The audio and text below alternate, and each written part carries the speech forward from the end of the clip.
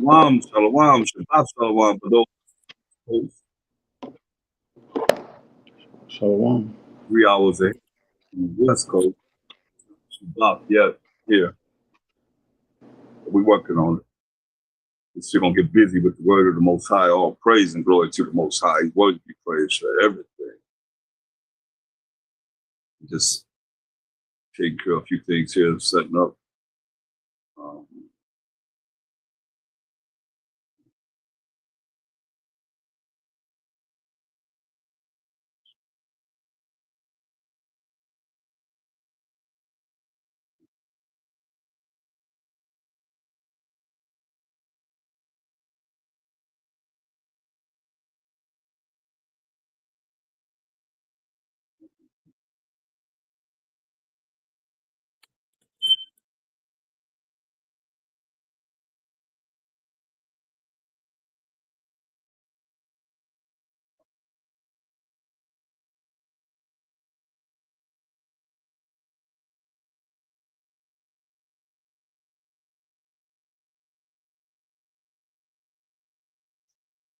So everybody been having a great week.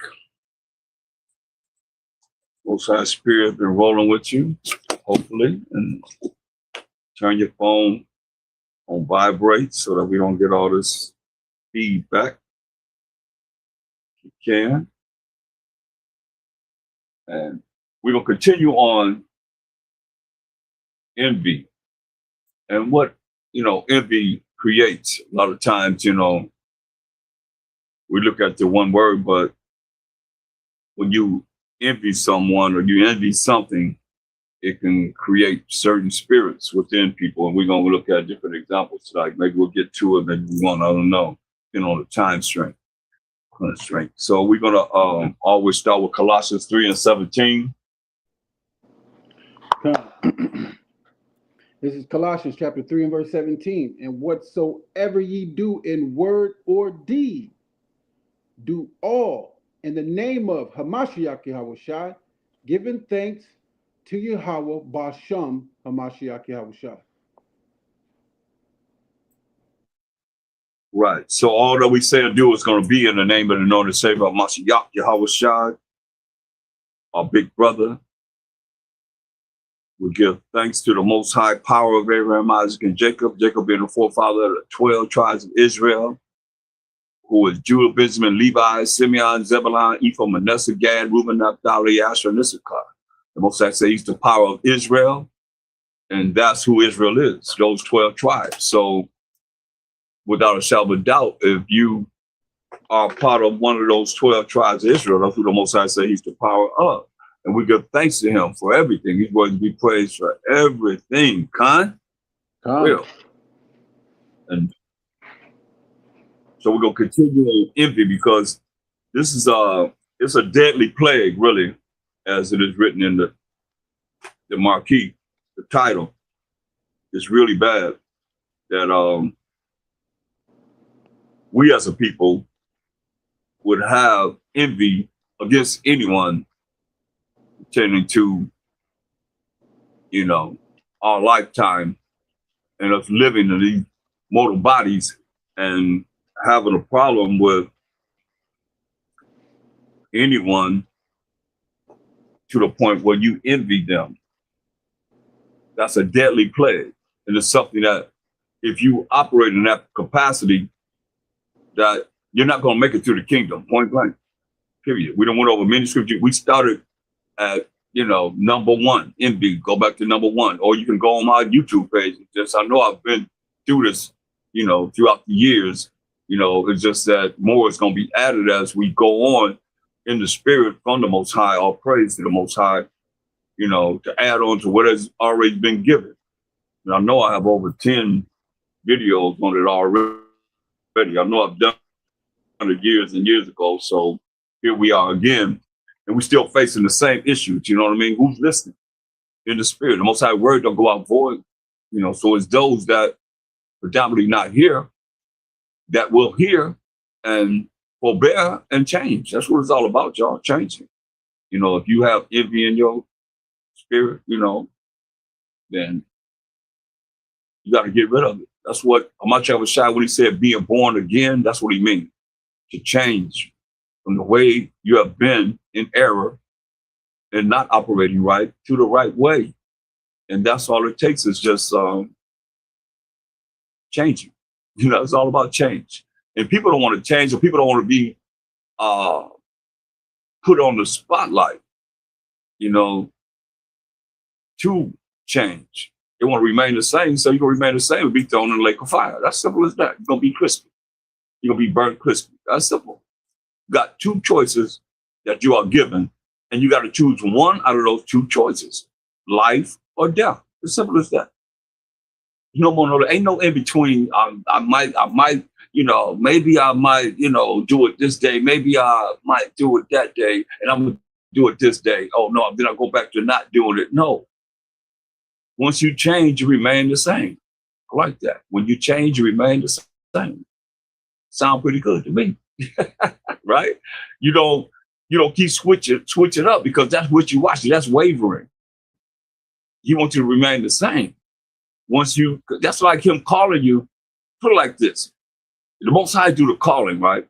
A lot of men think that they're the ones that's bringing people this way, that way. Most High do the calling. That's why it's very, spiritually, as I learned, it's like, wow, that's my fruit. I'm the one who brought them. No, I'm the one who brought them in. I'm the one who did this. I know. The Most High do the calling, the Most High do the choosing. That's why many are called, but few are chosen. So you see a lot of times, at least for me, I've seen a lot of people come and go in the truth. It don't matter where you at now. It don't matter where you at now. It don't matter where I'm at now. It matters when you endure and you hear 5 years from now and you ain't really deviated. 10 years from now, if this world lasts that long,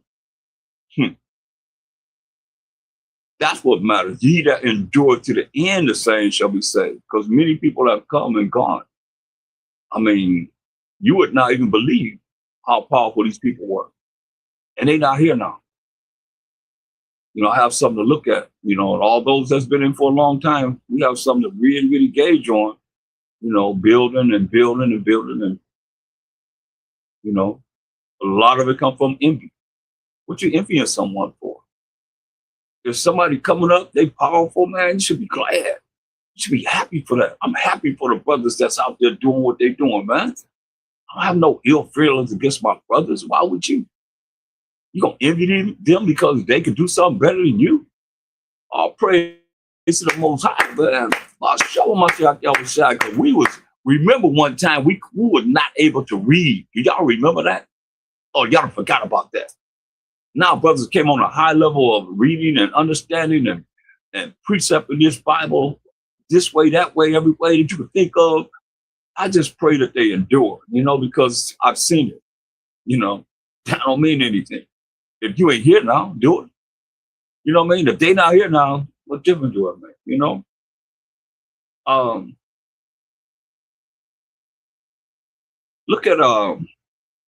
Let's look at it. Go to 1 Timothy, the 6th chapter. I don't want to revisit this. Go to 1 Timothy, the 6th chapter. Start at verse 1. Khan. This is the book of 1 Timothy, chapter 6 and verse 1. Let as many servants as are under the yoke count their own teachers worthy of all honor, that the name of the Most High and his doctrine be not blasphemed.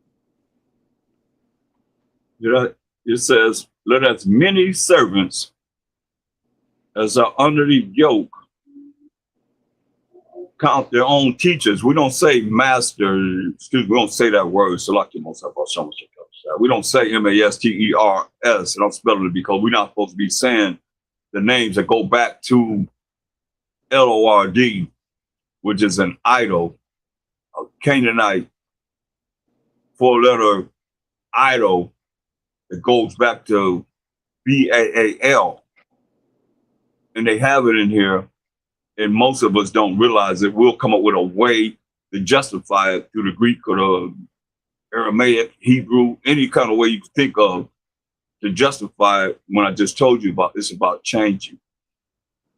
We didn't say that, you know. So we replace it with teacher because just like I'm a teacher and me teaching you is directing you in the right path, or I have to give an account to the Most High, straight up. And that ain't nothing that's going to be pleasing to me if I'm off or anybody else that's off, right? So you got to be on that. And, you know, and the servants get Isaiah 44:21, just so you know that it's not talking about any other race but the 12 tribes of Israel, the men of Israel. Let's read that. Because it said, let as many servants as are under the yoke, right?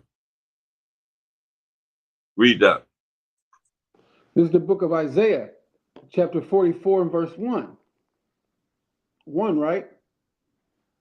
21. 21, okay. This is the book of 44. Isaiah, chapter... Salak, what was that? 44 and 21. This is the book of Isaiah, chapter 44, verse 21. Remember these, O Jacob and Israel, for thou art my servant.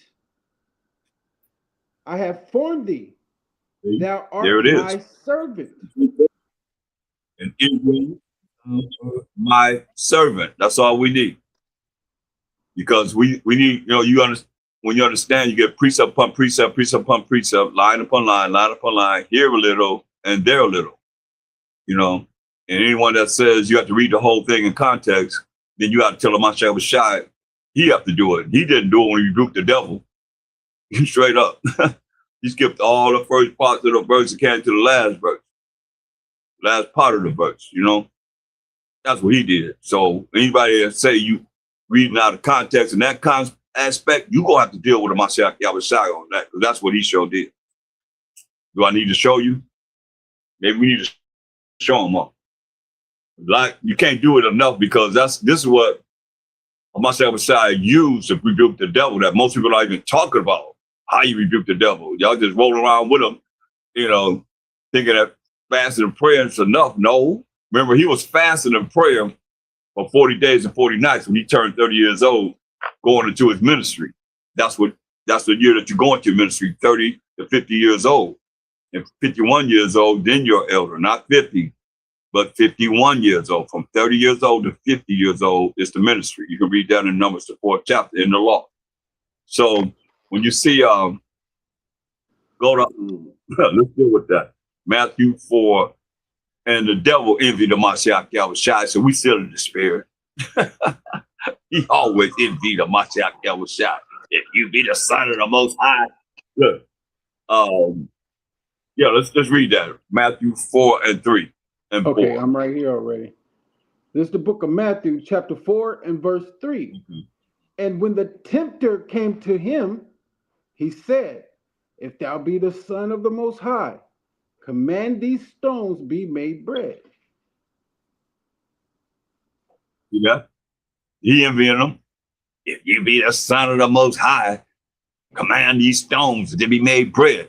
Tempting him, right? He the tempter. When you see temptation, that's him. That's the devil. That's Satan. What am I trying to tell him? He said, hey, you hungry. You know you're hungry. You've been fasting all this time. This is off and on, you know, messing with him. You know, command these stones that they be made bread. Okay, go ahead. But he answered and said, it is written, man shall not live by bread alone, but by every word that proceeded out of the mouth of the Most High. Right. So what is he quoting from? And this is only to show you that you could just use a little of a scripture. Or you got to tell him Mashiach was shy. He's reading or he's quoting out of context, right? Go to Deuteronomy 8 and 3. And let's see if he quote the whole scripture, like y'all say in Christian insanity, religions and so forth. telling us we reading out of context when you don't even know how the Bible's written.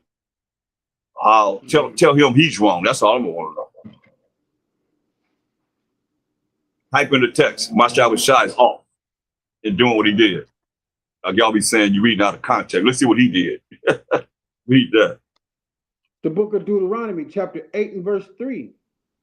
And he humbled thee, and suffered thee to hunger, and fed thee with manna, which thou knowest not, neither did thy fathers know, that he might make thee know that man doeth not live by bread alone, but by every word that proceeded out of the mouth of the Most High doeth man live.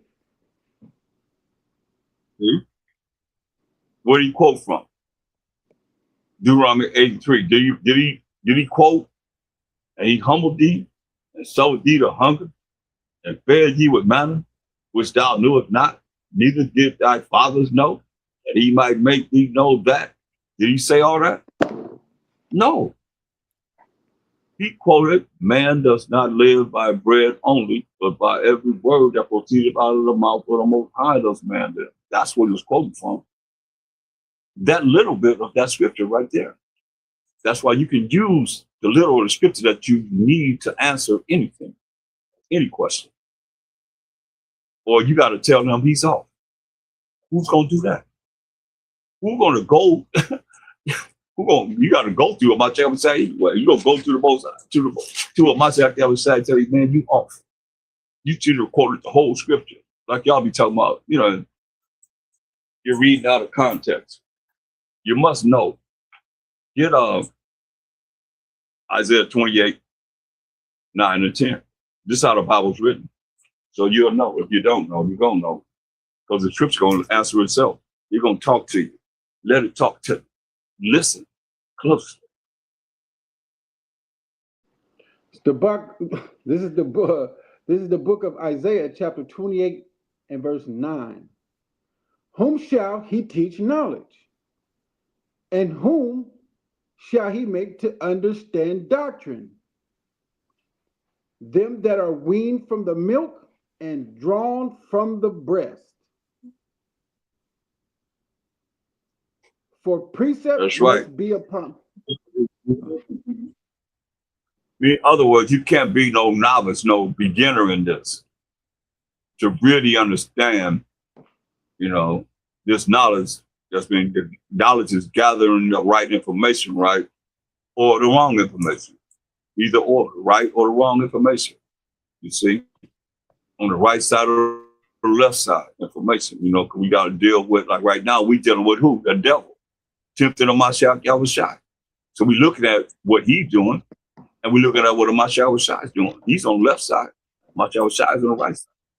So you got to look at both scenarios. You can't just be on one side and think that therefore you won't be able to recognize the devil when he comes smiling, styling, profiling, acting more happy and more glee, more joyful than somebody that's still on the right side. That's serious and really loving and caring. And you can't really figure it out because you normally roll with the devil. He's normal to you. Anything happens, you just naturally go to him and thinking you rolling with the most. That's a lot of people like that. Huh? A whole lot of people like that. They think they rolling with the Most High and Mashiach Yahushua, but they rolling with the devil. He come in at any time and take advantage of them and have them think wrong. That's why I say many are deceived by their own vain opinion, worthless thinking. And an evil, that's the devil, suspicious, come in and overthrow their judgment, make them make the wrong judgment. A lot of people lose behind that. People, they think they on the point. They think they pride had them. The devil had them. He's very prideful. He had them thinking wrong, man. That's why I say, hey, you can't be no baby. Who shall he teach knowledge? And whom shall he make to understand doctrine? Them that are weaned from the milk. You ain't no baby. You ain't no novice in this. You ain't no beginner in this. This ain't something that you just gonna come in and you gonna learn right away. You gotta take time. There's so many topics, so many subjects. I look at people that have been in this years and years and years and say, what scriptures you have on this topic, this topic, this topic, this topic, that. This is the book of life. And they never really took the time to really, deep into this spiritually, deep into this Bible spiritually. not carnally, but spiritually. That's why I say, hey, you can't be no baby with this, man. You gotta be drawn from your mama's breast, man. When you drawn from the breast, you're able to what? Chew some meat. That's what he's talking about, man. It's hip talk. Next verse. This is how the Bible's written. Number 10. Time. For precept must be upon precept. Precept upon precept. Line upon line. Line upon line. Here a little and there a little. See? And that's what we just did. We dealt with the last part that Amashah Shai used against the devil. Y'all ready for that? Here a little and there a little. He used that little in Deuteronomy 83, the last sentences, the last words to rebuke the devil. Now you gonna tell him he's off? Because the first part I just showed you, he didn't even use that. He didn't say none of that. He just used that last part. Man said, I live by bread alone. By every word that proceeded out of our mouth of the Most High does man there. So that's what we got to deal with. As much as we know that comes out of the Most High's mouth is through this Bible. So we got to deal with it. Straight up. Without a shadow of a doubt. Go back to 1 Corinthians 6. So it's saying, let us many servants who are the Israelites, we define that in Isaiah 14:21, as are under the yoke, count their own teachers, but we don't deal with that M-A-S-T-E-R-S because that goes back to E-A-A-L, an idol, worthy of all honor, that the name of the Most High, and his doctrine be not blasphemed.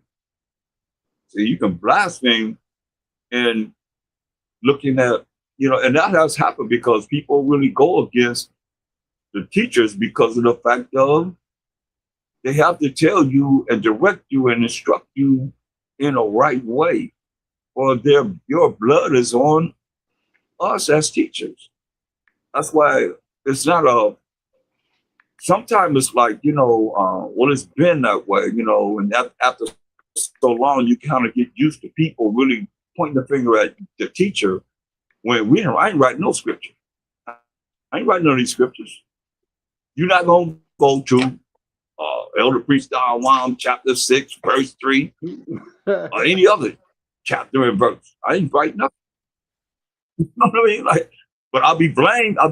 They come at me because of the fact that I bring things out. I was telling you, reminded last night, it was a Passover. Somebody just got an attitude saying I'm talking about them. My mind was far from them. You know what I mean? Like right now, if somebody can say I'm talking about them, my mind is not on any individual right now. Period. And if I could go back so many years, maybe before you was born. How about that? I'm thinking about somebody that was before you was even thought about in your daddy's sack, huh? Now what? I'm talking about you. You know what I mean? Like, come on. As you live, you got a lot of years that you could think about. If you want to just think about some individual, well, I just tell you who it is. It don't matter to me. You know what I mean?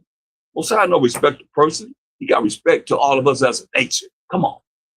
Ain't no partiality in this, but I wasn't talking about nobody. I ain't really thinking about nobody personally. You know what I mean? We just dealing with what the scripture says. We're going to apply it as it applies as examples that we have to bring forth. You know what I mean? It's hit everybody. Hit me first. How many times it hit me before it hit you? And I don't want to go through it. You know what I mean? Like, you wasn't here all the time. You wasn't here and I'm going back to what? 97. You wasn't here in 1997. Between then and now, you know what I mean? A lot of things have come out, what I'm bringing out, but, don't take it personal. If you eat it, no, take it personal. But don't take it personal against me, right? Because I didn't write the scriptures. That's what I'm trying to let you know. That's right. That's right. If the shoe fit, wear it. You know what I mean? Somebody said if the shoe fit, you got to wear it, right? You know what I mean? That's the way it is, but it says, let us many servants who are Israelites as are under the yoke count their own teachers worthy of all honor. That the name of the Most High, what must I say, and his doctrine be not blasphemed. Go ahead. Con. Verse 2. And they that have believing teachers, let them not despise them, because they are brethren, but rather do them service, because they are faithful and beloved, partakers of the benefit. These things teach and exhort. Listen. And they that have believing, faithful teachers, let them not despise them. See? Don't despise them. Because people be just envying and despising people that teaching. Like I say, I love to see brothers, you know, especially young brothers coming up there and teaching like they teaching, man. That's inspiring, man. But y'all despise people. A lot of y'all despise other camp leaders or people that's teaching and so forth. You probably despise me. I can't really say. It's not coming to me like that. But y'all put y'all stuff on social media, hating on each other and so forth. Man, you ain't making it to the kingdom like that. You can't do that. And plus, you can do that one-on-one. Why you gonna throw your, like they say, your little nasty, dirty laundry out there for everybody to laugh at us and make mockery of us because we going back and forth with each other on social media. Come on, man. You can text someone. You can. There's no way that you could tell me that I can't reach anyone in Israel. Anyone in Israel. There's no way you can tell me they can't be reached. I know I can be reached. Hold up. Matter of fact, speaking of that, let me put keep my banner up. I ain't put my banner up. The water most high about so much. Okay. How am I hard to reach? If they put my banner up, I'm trying to put it up now. There it is. Now, how you gonna say I'm so hard to reach? There's my number right there, right? So ain't no reason for you not to be able to contact whoever it is you want to contact. Oh, they messed with me. But you see they took it down? Okay. I'm watching y'all now. Then It's up. they doing all kind of crazy stuff. Nevertheless, I mean, it's there. Yes, You sir. see the banner? I do.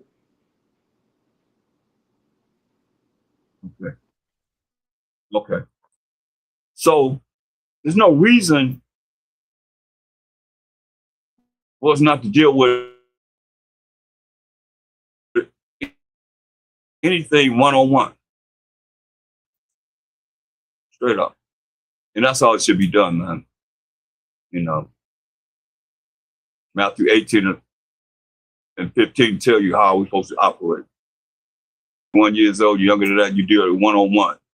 You take somebody with you once they don't hear you, and then that's when you can go to social media or you can go to the church. But we the church is the people. Disappearing out, scrolling around, I don't know what happened. There you go. Okay, so it said, and they that have believing, which is faithful, believing means faithful teachers, let them not despise them. Don't despise them because they are brethren. You hear that? That's that love that we're supposed to have for each other. That's the love over and over again. In many ways, you got to talk to us about caring about each other, man. Why you hate your brother? Why you envy somebody that's, man, I'm so elated, man. I feel great about, from long as I've been in this truth, to see, you know, IUIC and ISBK, GMS and GOCC, all the different camps, man, that has numerous, you know, amount of people that are learning the truth. One way or another. Why would I envy that when we started from, I know where we started from. I could get the elder to tell you where they started in the house. I got the interview of how we all started. None of them that you see was here, out here, there, out now. It was there. You understand? So why wouldn't I be happy to see my brothers building and growing? It's just not cool that, we have this division, and the division is put on social media. That ain't cool. Or talk to me. Y'all got to think about the future. For real. We brethren, we brothers. Ain't gonna be no one camp that's gonna beat 144,000. Prove that fact. Ain't gonna be no one congregation gonna beat 144,000. Show me that in the Bible. Ain't gonna be no one church, no one denomination, demon in nations. That's all that is. Demon in nations. Just move the letters over. You're gonna get demon in nations. Straight up. They got us all fooled, man. Especially our people, man. We gotta come out of that darkness, that ignorance, not knowing, Start being analytical thinkers so you can start looking at things and analyze that. It will. It said, but rather do them service. Do them service. What kind of service are you really doing to get works for the teachers that's believing teachers? Because they are faithful and beloved. Faithful and beloved. And we know the beloved, Baruch 3:36. Once again, these words are clearly defined in the Bible that only mean he's talking about us, the Israelites. Point blank. Baruch 3:36. Proves who the beloved are.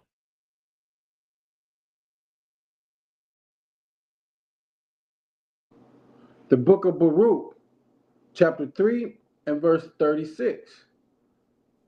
He hath found out all the way of knowledge, and hath given it unto Jacob his servant, and to Israel his beloved.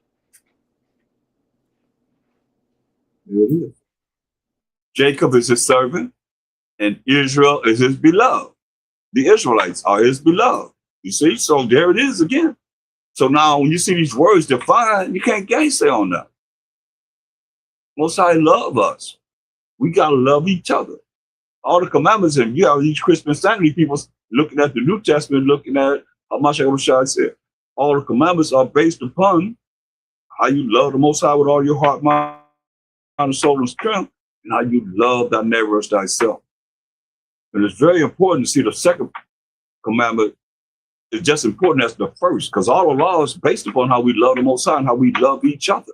So if you don't love your brother, and the Most High love him, the Most High love her, the Most High love them, and you hate them, whether your brother, sister, whatever, you ain't going to the kingdom. You have a right to avoid them, but you're not supposed to hate your brother. We not going to be together. We ain't going to be together like that. My shot going to, bring us together. But at the same time, you have no reason to be hating on your brothers, man. Envying, because envy going to lead to hate. You're going to see that.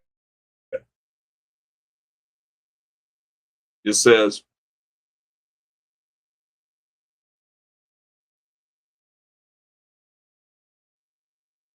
and be loved by the Most High, partakers of the benefit. These things teach and exhort. Go ahead. Verse 3. Come. If any man teach otherwise, and consent not to wholesome words, even the words of our power, Hamashiach Yahushai, and to the doctrine which is according to righteousness,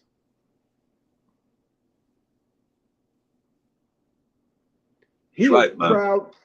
It says, if any man teach otherwise, consent not to wholesome words, even the words of our power of Mashiach Yahushai, who throughout the Bible is telling us to love each other, care about each other, love thy neighbor as thyself, and to the doctrine which is according to righteousness. So the doctrine that's according to righteousness is what? What's righteousness? We got to define these words because you're seeing it here. And you look for a word that'll find godliness, you're not going to find that. But you'll find a word that means righteousness. And that's what that means, righteousness. Godliness means righteousness. And what's righteousness? Deuteronomy 6:25. That's righteousness. And we have to keep defining these words so that you see them. And when you see them, yeah, that's Deuteronomy 6:25. That's the definition is right here. Read that. This is the book of Deuteronomy, chapter 6 and verse 25. And it shall be our righteousness if we observe to do all these commandments before the Most High our power, as he had commanded us.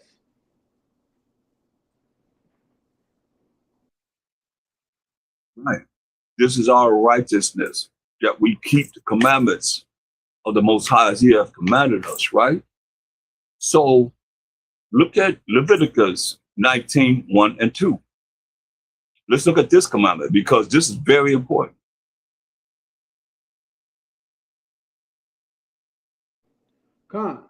This is the book of Leviticus, chapter 19 and verse 1. And the Most High spake unto Mashah, saying, speak unto all the congregation of the children of Israel, and say unto them, ye shall be holy, for I, the Most High your power, am holy. Right. So to be holy, you can't just leave it out there for anyone in their wildest dreams to define it on their own. To be holy is defined in Romans 7 and 12. And y'all notice throughout these classes, we're going over the definition over and over again until it's really part of, your understanding. It'll be implanted in your brain, your mind, that you really just look, okay, that's holy right there. That's Romans 7 and 12. The law is holy, the commandment holy, and just and good, you see? So no matter where you go, you're going to still have to go back to those laws and commandments that the Most High wrote with his finger, you see? So now he said, be holy because the Most High is holy, right? He gave us his commandments, though. He wrote those commandments himself. It didn't take no 40 days and 40 nights to write no 10 commandments. Y'all got to think. 613 commandments. You get moral laws, civil laws, dietary laws, 17 laws that you have to relate to Moses, so Moses could relay them to us as the children of Israel. Okay. Look at verse 17 and 18. And what chapter? Leviticus?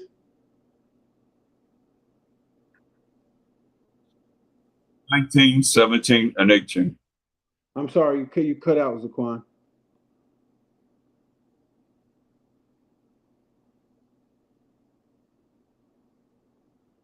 Zaquan, you cut out.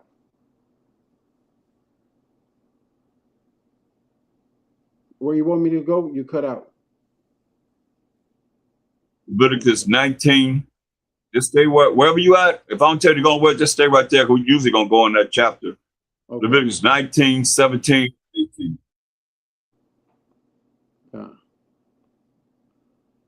It's the book of Leviticus, chapter 19, verse 17. Thou shalt not hate thy brother in thine heart. Thou shalt thou shalt in any wise rebuke thy neighbor and not suffer sin upon him. Go ahead. Thou shalt not avenge, nor bear any grudge against thy children of thy people. Salah. Thou shalt not avenge, nor bear any grudge against the children of thy people, but thou shalt love thy neighbor as thyself. I am the Most High.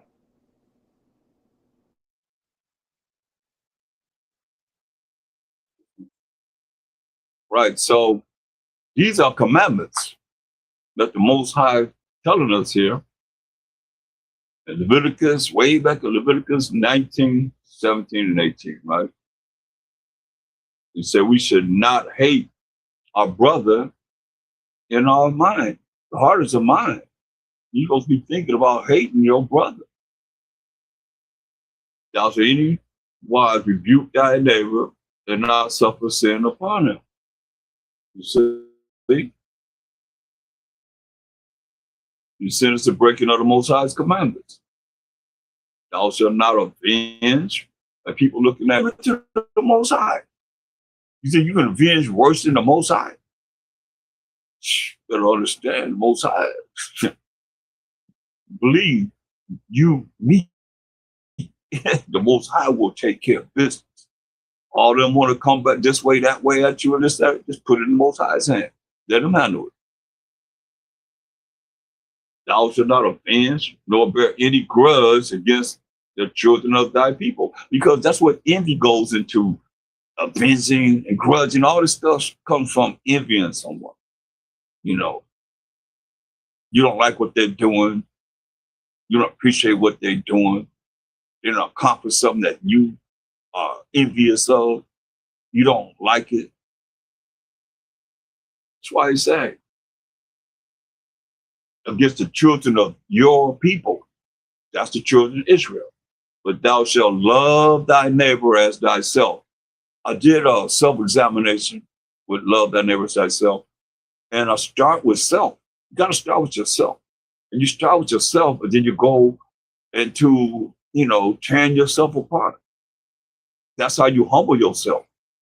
You can't put yourself out there like you are this and everybody else look down on someone, man. And that's how you'll see if we go through this, that envying, that's what happens, And then people, they get some kind of prestige in this world. They think it tells you what's important, what's not important. I mean, they get a little prestige next thing you know, they think they all that. He gonna tell you. Don't mean nothing to the Most High. Don't mean nothing to a Mashiach the other side. And people be looking at people that don't keep the commandments of the Most High and how they feel. Who cares? You think I care about somebody that don't keep the mind that's wicked and what they think? You really think that's what you're gonna base your life on? What somebody think? They don't know you, don't know anything about you, and how they doing because of the fact of what we're gonna keep on reading and see. Their mind is like that, but our mind has to be transformed to a different mindset so that we don't be like this. Then you have those that gotta love your neighbor as yourself. Read this. Read in verse 4. Read verse 3, so you have to get the context of verse 4. Come. This is the book of Leviticus, chapter 19 and verse 3. Ye shall fear every man his mother and his father, and you keep in my first Sabbath. We in 1 Timothy 6 and 4. 3. 1 Timothy 3 and 4. Can you hear me? Con. This is the book of 1 Timothy. 1 Timothy chapter 3 and 4. It's the book of 1 Timothy, chapter 3 and verse 4.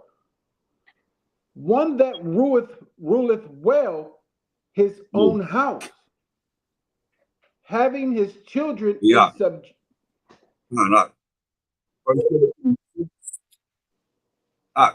First Timothy 6, the third chapter and the fourth verse. There The we first go. verse, third verse and the fourth verse. I'm getting tongue. All right, got you. First Timothy 6 chapter, the third verse and the fourth verse. Con. This is the book of First Timothy, chapter 6 and verse 3. If any man teach otherwise and consent not to wholesome words, even the words of our power, Hamashiach Yahushua, and to the doctrine which is according to righteousness. He is proud, Right.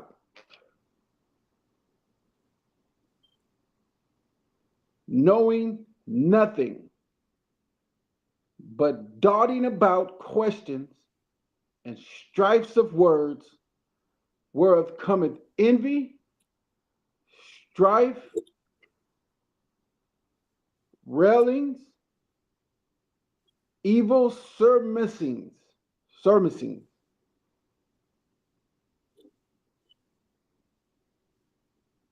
Surmisings. or surmisings. Okay. So it says, if you want to teach anything other than doctrine of Mashiach Yahushua, which is doctrine was according to the laws and the commandments of the Most High. That's why we can go back to the commandments and see what's right from wrong. You know, the laws and see what's right from wrong. That's what Mashiach Yahushua did, because that's all he had to go by was the law and the prophets. That's why I say, don't think that I come to destroy the law or the prophets. Because he was on the earth, he was given understanding of the laws and the prophets, right? So if they teach otherwise than the laws and the commandments of the Most High, it says he is proud, and he ain't humble at all, knowing nothing, but doting about questions and strifes of words, you know, using words to come back and forth with you. Well, cometh envy. Envy comes in, you know, and strife, bickering, going back and forth with each other, railings, evil surmisings, you know, even suspicions and so forth. That's why I said, when you look at Ecclesiasticus 3:24, it says, for many are deceived by their own vain opinion, worthless thinking. And an evil suspicion, that's evil surmisings, evil suspicions. It's overthrown their judgment. How that evil suspicion come in? How that evil surmisings come in? Through the devil, to deceive you. And that's their whole job, is to deceive everyone. They can laugh at you when they get back home, or when they get back into their little cave or wherever they come from, hole in the ground, wherever they come from. You can laugh at your butt because he got you doing just what we're supposed to not be doing in the eyes of the Most High. He's telling us what to do. And that's why I say, hey, they're proud, they know nothing. They doting about questions and strifes of words. Well, comes envy. They envy the fact that you know what you know. You're doing whatever you do. You have whatever you have. They're not going, a lot of them, they won't even say it. But inside, these are the spirits that they're rolling with. Railings, all the time, going back and forth, arguing about something that are just so touchy. You say something, they got the nanos in people now. They just push that button. They have people doing all kind of things, man. They don't even realize it. Why you have to be detoxed by it. The spirit of the Most High. How about that detox? How about the detox of the Most High through His Spirit? Change you. And evil surmising and evil suspicions. He ain't finished yet. Go ahead. Verse 5. Con. Perverse disputings of men of corrupt minds and destitute of the truth, supposing that gain is righteousness. From such withdraw thyself.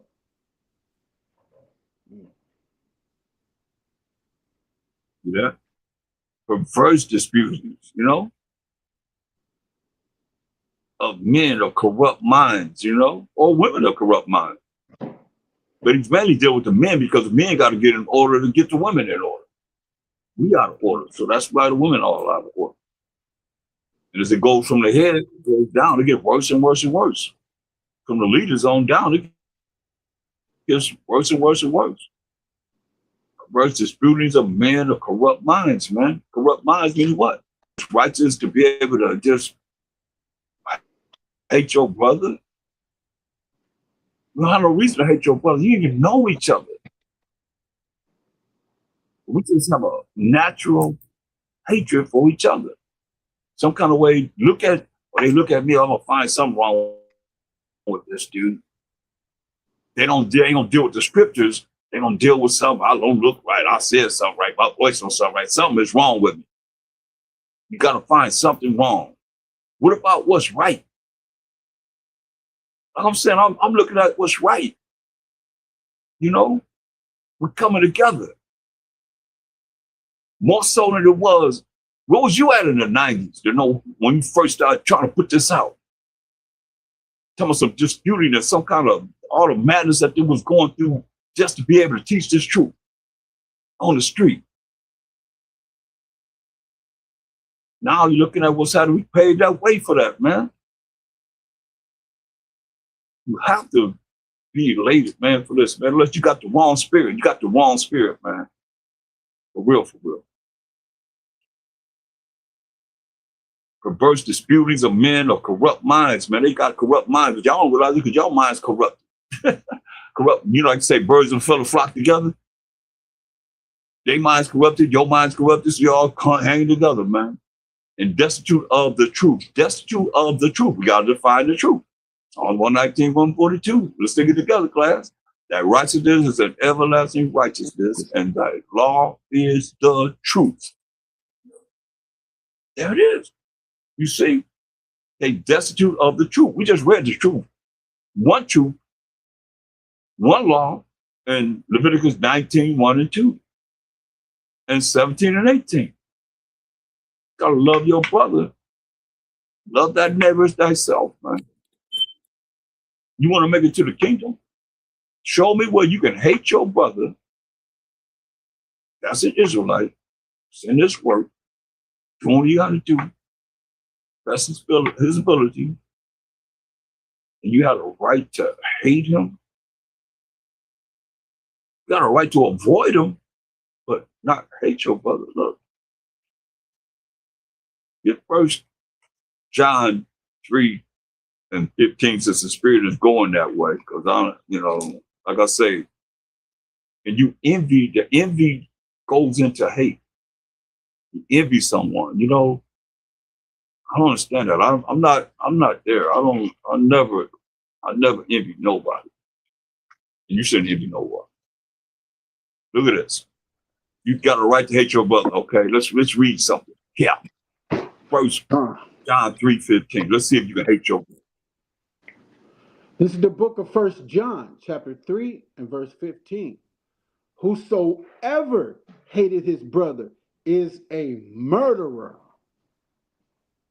And ye know that no murderer hath eternal life abiding in him. Man. Whoever it is, man, it don't matter, he said. Hate of his brother is a murderer. And you know that no murderer have eternal life abiding in him. But understand, y'all. Revelation 22:15. This is those that are not going to be in the kingdom without the kingdom. Revelation 22:15. This is the book of Revelations, chapter 22 and verse 15. For without are dogs and sorcerers and whoremongers and murderers and idolaters, and whosoever loveth and maketh a lie. Right. So you see, I'm here to show you that murderers, all you that hate your brother, you know who you are. You're going to be without the kingdom. Not only that, get Revelation 21:8. This the judgment. So hearing this, you got to change, man. You can't hate your brother after you hear this. Or tell the Most High he can't put you here. Talk to the Most High. Let's talk to the Most High. All you that say you can't, you can hate your brother. You got a right to hate him. And you're a murderer, as he just read in 1 John 3:15. And without the kingdom, gonna be murderers, gonna be those that hate their brothers and those that kill unjustly, murder their brothers unjustly. What's the judgment? Let's read it. Revelation 21:8. The book of Revelations, chapter 21 and verse 8. But the fearful and unbelieving and the abominable and murderers and whoremongers and sorcerers and idolaters and all liars shall have their part in the lake which burneth with fire and brimstone, which is the second death. See that? That's the judgment. That's why you can't be hating on your brothers, man. Can't hate on your sisters, man. Y'all can't be hating, man. And that's one thing that we have real bad. Where you look at a lot of people, they're gonna be thrown in the lake of fire. Because they are murderers. They hate their brothers, they hate their sisters. Sincerely, they really, you can see they hate their brothers, hate their sisters.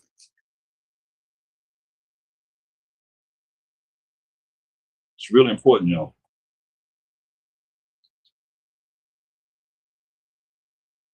So important that we really have to do a self-examination of ourselves, you know, especially you that really, really hate your brother, man.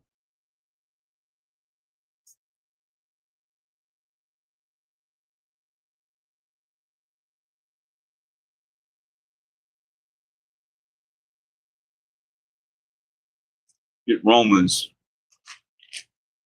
12:1.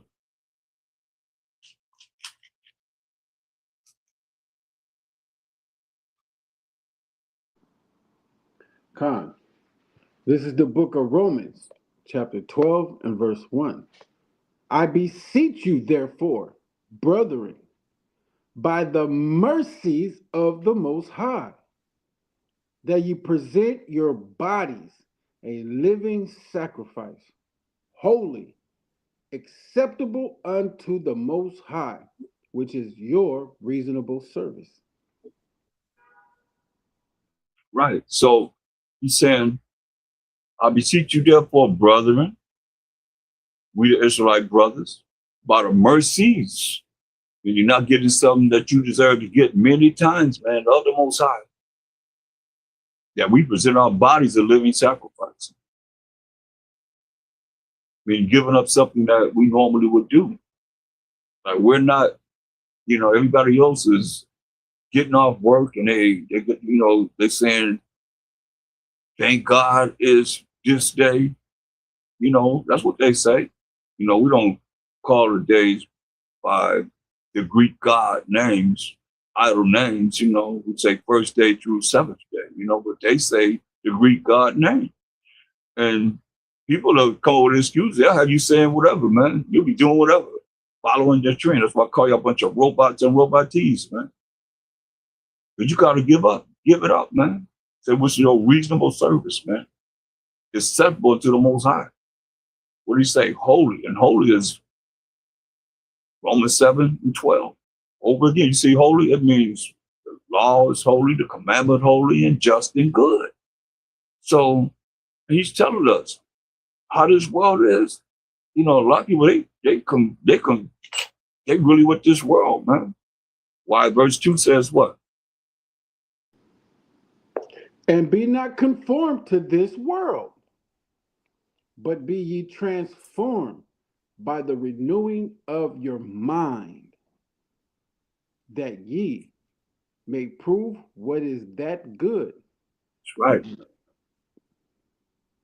and acceptable and perfect will of the Most High.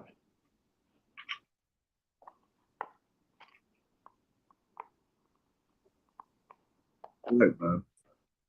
You can't be conformed to this world. This is the sacrifice you have to make, regardless of how you have to operate, or your family, or your mate, whoever, children, whoever wants you to be conformed to this world. Fights. While they both go together. That's a sacrifice, to not be as the world. Be a part of the world, but not be of the world. It's a sacrifice. When you walk, can you illuminate it, because that light that's illuminated from you, from keeping the commandments and the laws of the Most High, among sinners, friends of publicans and sinners. You know what I mean? Like, change them up. He was that bright light. You're supposed to be that bright light, shining bright. But you ain't supposed to be conformed. They're gonna conform you, or you gonna conform them. That's why I say, be not conformed to this world. The wickedness is in this world. And the wicked people that cancel out the laws of the Most High. You ain't talking about you gonna put your mama, why you in bondage? Why you put yourself in bondage? We ain't under the law. We're in the grace. You follow them people. They supposed to tell you what you're supposed to be dealing with. Why you ain't listening to them? Open up this Bible and show you what it's talking about. Show you the way to salvation. They can't. They don't even care about that. They don't even think about that. They just go to church and they do whatever they do. And do they Hail Marys in the Catholic Church, or whatever they do in whatever religion that you dealing with. What I call it Christian insanity, because they're not keeping the commandments of the Most High. They're not teaching the laws of the Most High. That's why they're going to be the least in the kingdom of heaven. And you, whoever it is, going to be worse than them, because he said those that don't know going to be with few stripes. But those that you've been called, you hear my voice, you hear, and you've been learning, you're going to be beat with many stripes. Man, I've seen it over and over again, man. This ain't no joke, dog. Y'all been hoodwinked, ran them up. Really, really, really the real deal. This ain't like, you can think any other way, because ain't nothing more powerful than this truth, understanding what this Bible really talking about. The laws, the commandments of the Most High, doing what he say do, ain't nothing more powerful than this. Y'all been bamboozled. You've been shanghaied, all that. Ain't nothing you can do about it. It's too late. You went, all of them that ran, they got dealt with, or they're going to be dealt with. That's why I say so many people in this revolving door and went years and years and years and years and years and years. And then I'll put you out of there. Kick them out. That's why I say it's very important, y'all. And it's hurtful because, it's like somebody dying. You know how you feel with death? That's how it is, y'all. Like I know you. Officer Maricard, the next thing you know, you out. Closer we are, you know what I mean? Next thing you know, boom. Bam. That's hurtful. That's real hurtful. And that's why I say don't be conformed to this world. The world is set up to send you straight to that lake of fire with it. That we just read about. Remember all those different characters you go through each one. I'd go through each one because we're just dealing with loving thy brother as thyself. Love thy neighbor as thyself. You know what I mean? If you don't, you hate your brother, you're a murderer. That's why I just dealt with that one thing. But you look at all those different characteristics of those that are in the evil and against the Most High's rules and regulations, they're going to be burnt. They're going to be burnt crisp. That's what we just said. They're going to be thrown in the lake of fire with brimstone. That's why I say be not conformed to this world, but be transformed by the renewing of your mind, the way you think, that you may prove that what is that good. That good is Romans 7 and 12. The law is holy, the commandment holy and just and good. Can't get around it. And that's in the New Testament that they're not teaching. That's why I say you could go to the New Testament wherever you want to go. It's still the same thing. You can't run from the Most High's work that he did with his finger. The laws and commandments that he wrote with his finger. You love the Most High. You just going to tell him, you ain't got to do what he say do. And in the end, you're going to say, so be it. You heard what I said. That's what that sounds like to me. He going to give you something that you don't deserve to get. That's grace.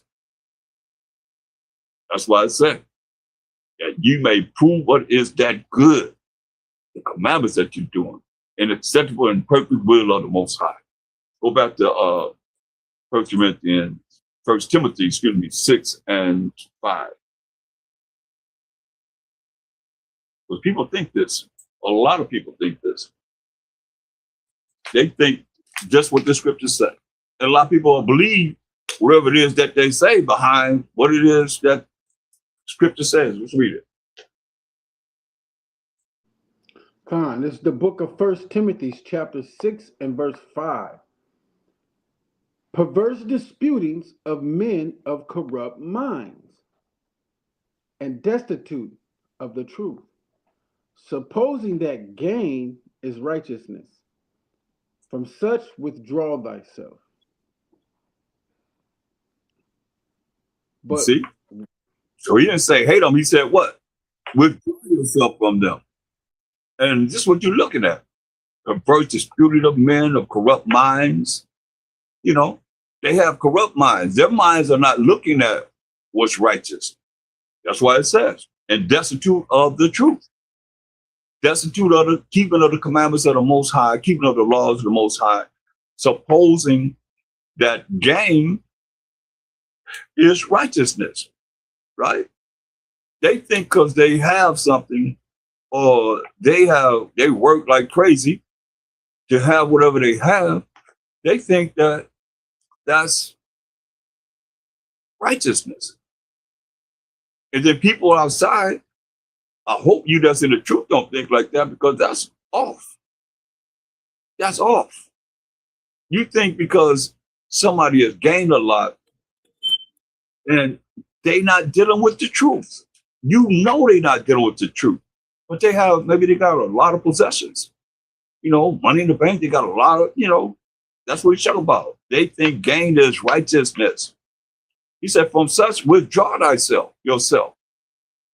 That's why people wonder, why are you not dealing with this way, that way? Because people think that just because they get money or they live in large this way, whatever way, that's righteousness.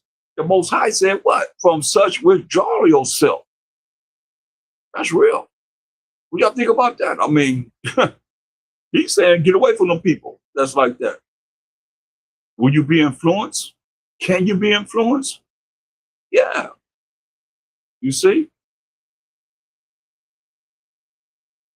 So it's like they think that, and then you have people that, they look at opinion. I could care less about opinion of someone that's not dealing with the truth. What do the opinion mean, really? Unless it's something that they can say to me that I can add to what it is that will coincide with the truth that I can bring forth from this scripture, that scripture, whatever. But if they're not really dealing with the laws of the Most High, aren't they dealing with the devil? Talk to me. If you ain't doing what the Most High say do, aren't they dealing with the devil? Supposing that whatever they have gained in this world is righteousness. Most High bless the just and the unjust. But look, I mean, take it or leave it. Ecclesiasticus 12:6. Ecclesiasticus 12:6. For all you that think that the people that's not keeping the commandments that's coming up, and they think they might go to church, they might do whatever they do, might not even believe in the Most High, whatever. And y'all following whatever it is that they deal with. That they not keeping the laws and the commandments of the Most High, but their opinion means that much to you. Read that. This is the book of Ecclesiasticus, chapter 12 and verse 6. For the Most High hateth sinners and will repay vengeance unto the unrighteous, and keepeth them against the mighty day of their punishment. You hear that? Most High hateth sinners. And He gonna get them in the mighty day of their judgment, man. He gonna pay vengeance. The vengeance of the Most High, man. Shoot. That's Hebrews 10:31. It's a fearful thing to fall into the hands of the living power, man. Don't fall. That's why I say you gotta be conformed from this world, man. You can't be like that. You cannot be like the world. That's how the world thinks. You know, you hear people that talk about the world. I mean, where they going? They should be able to lead you, the ones you believe in the world, and what the worldly people say, they should be able to help you to get to the kingdom with their money. Because people say, we ain't going to be saved with no money. Believe this, y'all. Ecclesiastes 14 and verse 3. Ecclesiasticus in the Apocrypha, verse 14 and 3. Let's try and get more scriptures out. And Shabbat Shalom, everyone. Welcome. Shabbat Shalom. Messiah. We see another day closer to the we able to have our right mind. Now, come.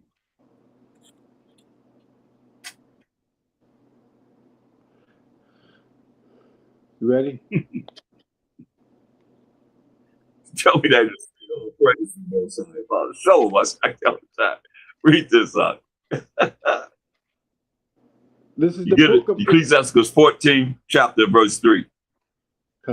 This is the book of Ecclesiasticus, chapter 14 and verse 3. Riches are not comely for a niggard. And what should an envious man do with money?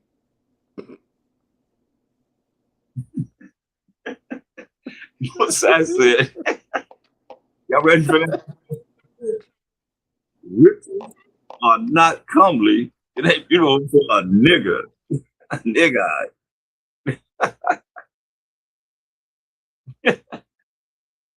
And what should an envious man do with money? You gonna mess it up. I mean, because you're already not rolling with the Most High. That's a fact. Once you envious of somebody or what somebody's dealing with, you ain't rolling. You're departed from the Most High, because with envy, you already said they're proud. Your pride gonna come in, and that's hateful before the Most High. That's when you depart from the Most High. You ain't rolling with him no more. You rolling with the devil. Verse 8.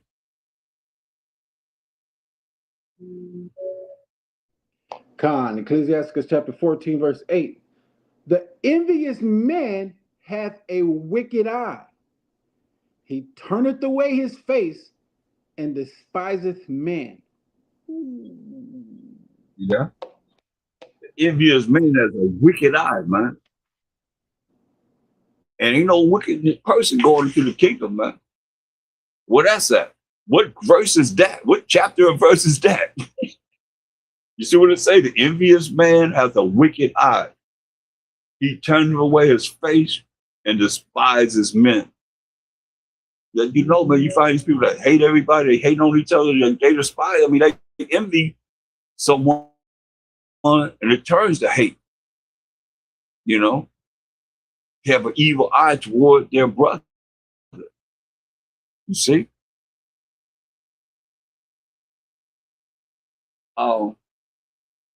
Ecclesiastes 18 and 18.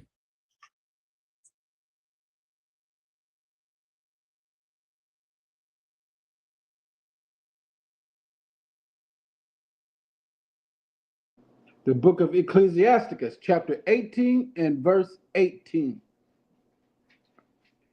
A fool will upbraid churlishly, and a gift of the envious consumeth the eyes. Right, man.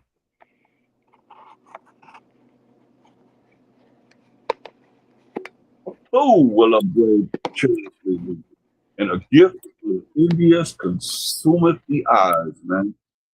This dude is envy. And when you look at, he gives you something, man, but he's envy. See, the thing about it is, it's never let go. That's what you gotta understand. It's never let go. It's not like, that's why when you go back and look at all these verses that we're looking at and dealing with this particular subject matter, you'll see that these people that are envious, they're envious, and it's never let go. It's always there, That's why my show says you got out against any when you pray, you gotta let it go. Mark 11, 25, 26, man. For the Most High gonna remember your trespass. Your day of atonement ain't been nothing, man, nothing. You realize the Most High say, hey, you don't bring all everything that you done wrong back into your face, man, to your fold. If you sitting there envious of somebody, you ain't envious of nobody and you don't dislike them. Something's wrong with you for envying someone. For what? Nobody commenting about you that envy somebody. Justify it. Talk to me about it. Justify your means of envying your brother. Because it goes into covetousness. And eventually gonna go to hate. And you still have that envy when you praying your prayers to the Most High. He ain't hearing that. He looking at everything you've done wrong. He said, Most High hate the sinner. You hear what he just said? And he was preserving them for the day of their judgment, for the vengeance of the Most High. Well, you got to change. You know, a lot of y'all gonna be out of here because you know it's pricking your spirit. Because you envy someone. And envy gonna eventually be hate. You're gonna hate your brother. Ecclesiastes 20 and 14.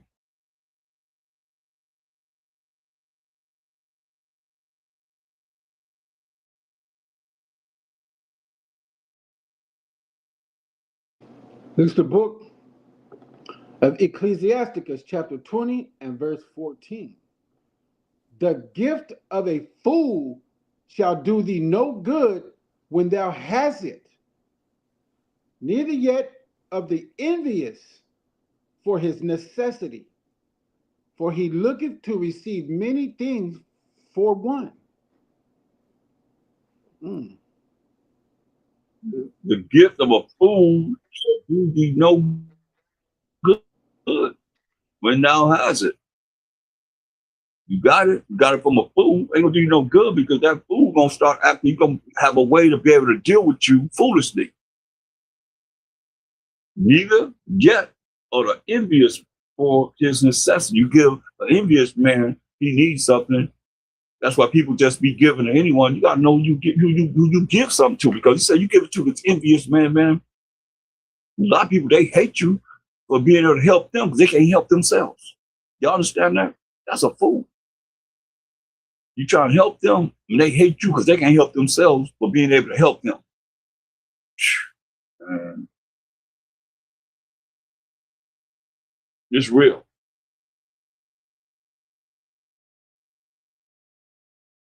The gift of a fool shall do thee no good when thou hast it.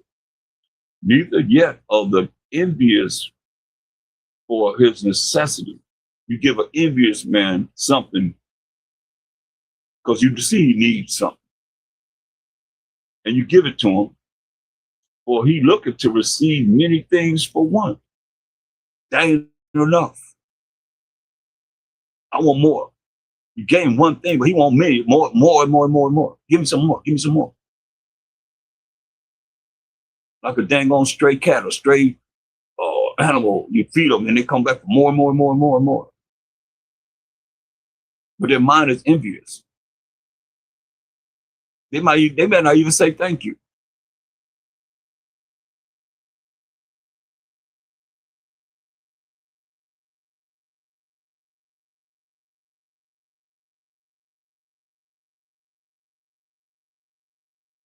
Look at this, verse 15.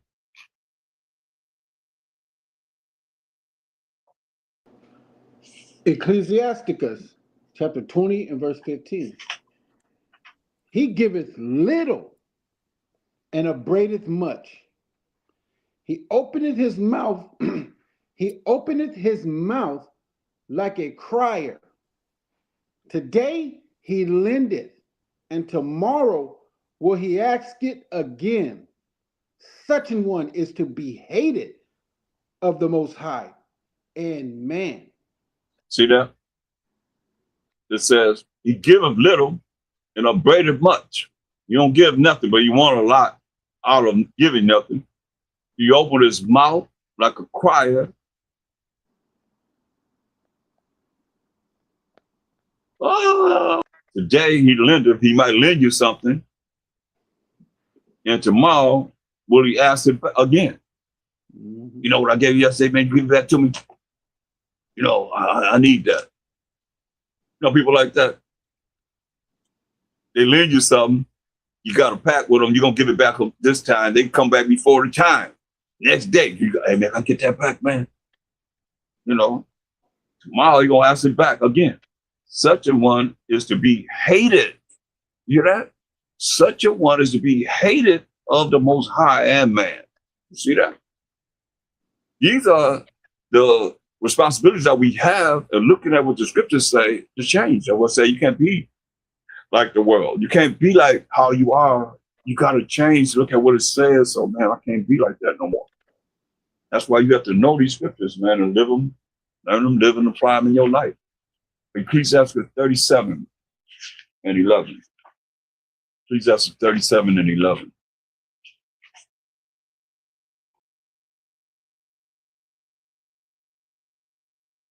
This is the book of Ecclesiasticus, chapter 37 and verse 11. Neither consult with a woman touching her of whom she is jealous, neither with a coward in matters of war, nor with a merchant concerning exchange, nor with a buyer, nor with a buyer of selling, nor with an envious man of thankfulness, nor with an unmerciful man touching kindness, nor with the slothful for any work, nor with an hireling for a year of finishing work, nor with an idle servant of much business. Hearken not unto these in any matter of counsel.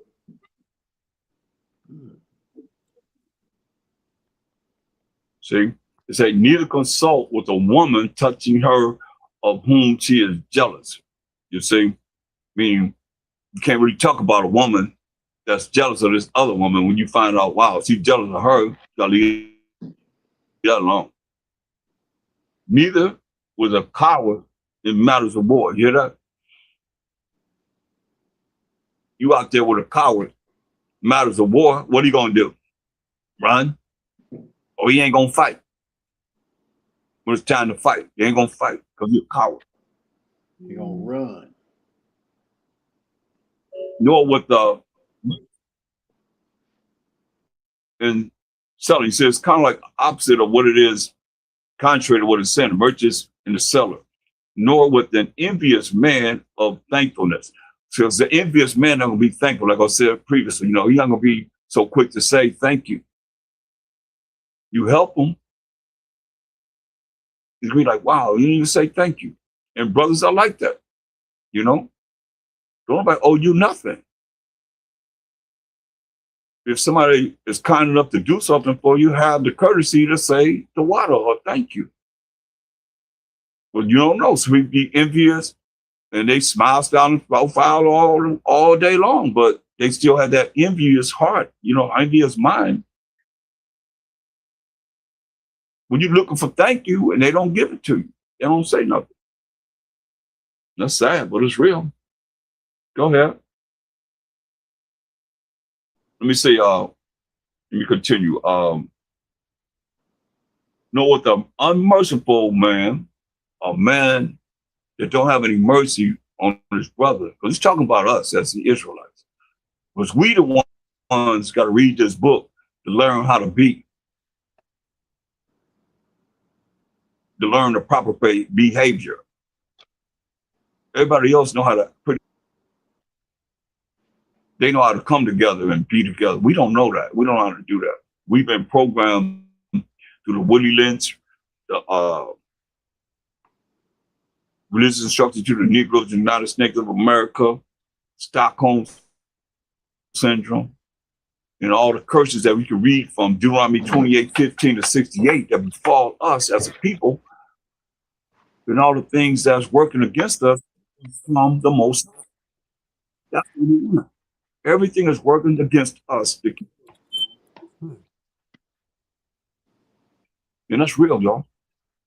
Everything is working against us to keep us from the Most High. That He wants to shine His face toward us because we're not doing what He tells us to do. And their whole objective is to keep you from the Most High. So the majority of the time, you offended Him. You don't even think about it because there's so much. This world is so. When you think about yourself more than you do Him, His name is jealous. Understand this. It's very important to see this, y'all. That's why I say, Noah for the slothful for any work. Those that's lazy for you to do any kind of work. Noah for howling for a year of finishing work. You know, they're not gonna do it. Always come with an excuse. You go ahead and do it, man. They see somebody doing something, as long as you're doing it, they'll let you do it. Like right now, you know, people can look at, okay, well, have you done enough to make it to the kingdom? Well, yo, when the book's open, where you at? You know, how many hours you put into this? Oh, you gave that many hours to go to school. You gave that many hours on your job. Oh, matter of fact, you work when you was going to school. You still had a job when you was going to school. How much time do you give to Most High to really learn about Him? How much time do you give a Mashiach Yahushua to really learn about Him? That's in the volume of the book. He come back and say, okay, the book's open, now show me. That's the judgment. That's our judgment. Okay, well, that's what I say. Oh, many gonna say, Mashiach. We cast out devils in that name. There are many wonders in that name. Miracles in that name. Listen, if I mean that work iniquity, I never knew you. Iniquity is this world, man. You caught up in this world. Where your sacrifice at? Where your works at? That you really gonna say, okay, I kept the commandments. You know, I did this, I did that, I did this, whatever. That's all of us, including me. I always feel I've never done enough. Well, I can continue to do what I'm doing. Got to look at it. Where your work's at tomorrow, the next day, the next day, the next day, the next day, the next day. Or you're just doing something for yourself. You just like really, you ain't no different than Christian insanity people. This ain't about me, you. It's about us. It's about us. What can you do for someone else? Where your work's at to bring somebody else to the Most High. Bring somebody else to a Mashiach Yahushua. Bring somebody else to the fact that we, the Israelites, and the other nations, are supposed to learn what we teaching. In the last days, what if it's all over? You don't have anyone to look at. You don't have no teachers. You just got to have whatever you have this day. That's it. And that could be if you know, Most High brought to Zion, He won't, but could be your last day on this earth. Then it's gonna be like, hey, this is what I did. There ain't no more works after that. You ever thought about that? That's it, man. That's what He's telling you, man. Being lazy, you can't be lazy in this, man. You gotta be vibrant. You gotta put that work in. You gotta put the time in. I say you should go over the laws over and over again. Look for Mashiach Yahushua, the volume of the book. And first and foremost, honor the Most High, praise the Most High, all praise to the Most High. And look at all the ways that you cannot offend Him. Said, nor with an idle servant of much business. See, you can't, somebody that's lazy, that's idle, you can't be trying to get them to do a whole lot for you. They idle. They want to be just chill. They chilling, you know, getting high or whatever they do. You know, drinking, just kick back, playing video games. 50, 11 years old, still playing video games. They ain't really doing no work with the Most High. That's what He talking about. Hearken not unto these in any matter of counsel. You know that? Other words, don't let them tell you a dang thing. Don't let them tell you nothing. Verse 12. Y'all better hear what he's saying. Read. Khan. Ecclesiasticus chapter 37 and verse 12. But be continually with a righteous man whom thou knowest to keep the commandments of the Most High, whose mind is according to thy mind, and will sorrow with thee if thou shalt miscarry. You know? He said, continually be with a righteous man, whom thou knowest to keep the commandments of the Most High. That's key right there. But a lot of y'all go with those that you know they ain't keeping no commandments of the Most High. You know they eat pork, shrimp, crab, lobster, catfish, everything to defile their bodies, and they more important than the man of the Most High or the men of the Most High. That's what I say, but be ye continually with the righteous man, whom thou knowest to keep the commandments of the Most High, whose mind is according to your mind. So you got to be keeping the commandments of the Most High to be with a righteous man. And I will, and will sorrow with you. When there's things that's going bad, they're going to feel for you.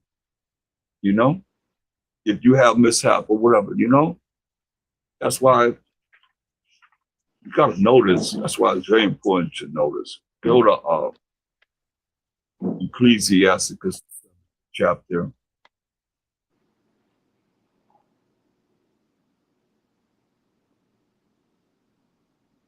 Read read verse 17 first. Ecclesiasticus what?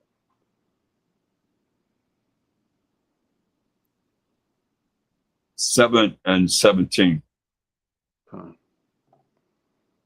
This is the book of Ecclesiasticus, chapter 7 and verse 17. Humble thyself greatly, for the vengeance of the Most High, for the vengeance of the unrighteous is fire and worms. Right, man. It say, humble thyself greatly. You know, you got to humble yourself greatly. If you prideful, you got to work on this because you're not going to the kingdom. You're just wasting your time. He said, humble yourself greatly. For the vengeance of the Most High, the unrighteous from the Most High is fire and worms, man. And it talks about, my Shai said that it's going to be weeping and gnashing of teeth. Where their worms never die and the fires never quench. He said that, and that's the last thing Isaiah left us with, you know. Look at Isaiah 56 and start at verse around 20. That's what he left us in the kingdom. It's in the kingdom, y'all. You tell me it ain't important. Any of y'all think it's not important? It's in the kingdom. Isaiah 66, start at verse 22.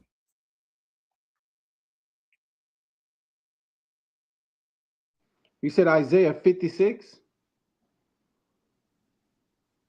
56 and 22. Okay, 66. Just the kingdom. It's in the kingdom. Listen. Isaiah 66 and verse 22. For as the new heavens and the new earth, which I will make, shall remain before me, saith the Most High, so shall your seed and your name remain.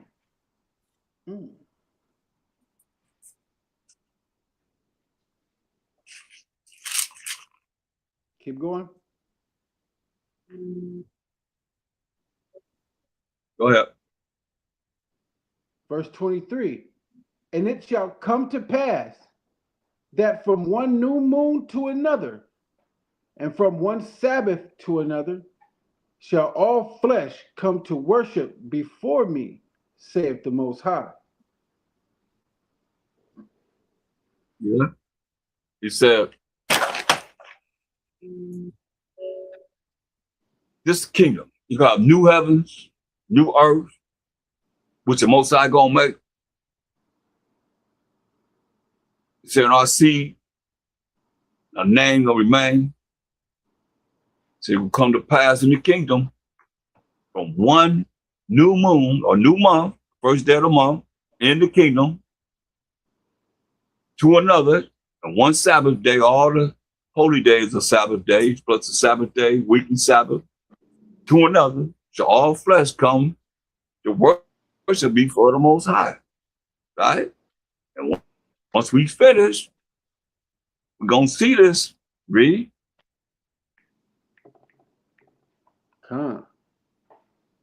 Verse 24. And they Verse shall 20. go. I'm sorry, what was that, Zaquan?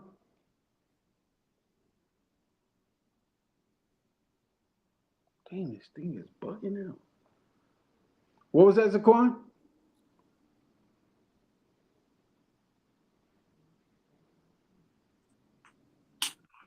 Can you hear me? The 66th chapter, verse 24. Come. Isaiah 66th chapter, verse 24. Where you was at?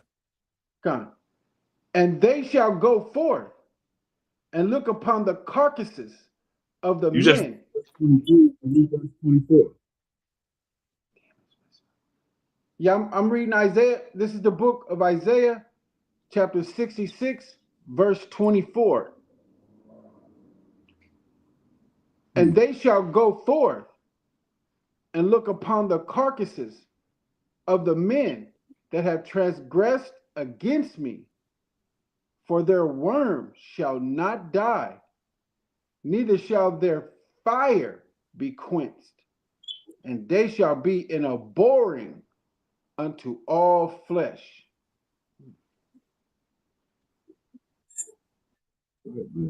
He telling you, man, you got to look upon the carcasses of the men that are transgressed against the Most High. For their worm shall not die, like we read in the Apocrypha, man. Neither shall their fire be quenched, be burning. Worms eating them up, and fire is not going to be quenched. Those that have sinned against the Most High. You think it's not important? Y'all listen to these folks up being preachers if y'all want to. And they shall be in a whoring up, a hating unto all flesh. That's why you have to notice. Go to Ecclesiasticus 12 and 1, start at verse 1. Because we're looking at not being envious of anyone and doing the right things to be able to please the Most High from what it is that we can learn from what the scripture says. Read this. This is the book of Ecclesiasticus, chapter 12 and verse 1. When thou wilt do good, know to whom thou doest it, so shalt thou be thanked for thy benefits. So I said, when you do good, say no to whom you do it to. So shall I be thanked for thy benefits. I remember the envious man is not thankful.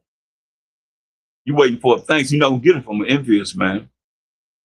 You know, they have something inside of them that they envy. No matter how it looks, the scripture gonna reveal exactly the spirit that they rolling with. Read.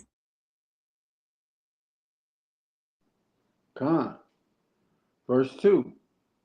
Do good to the righteous man, and thou shalt find a recompense. And if not from him, yet from the Most High.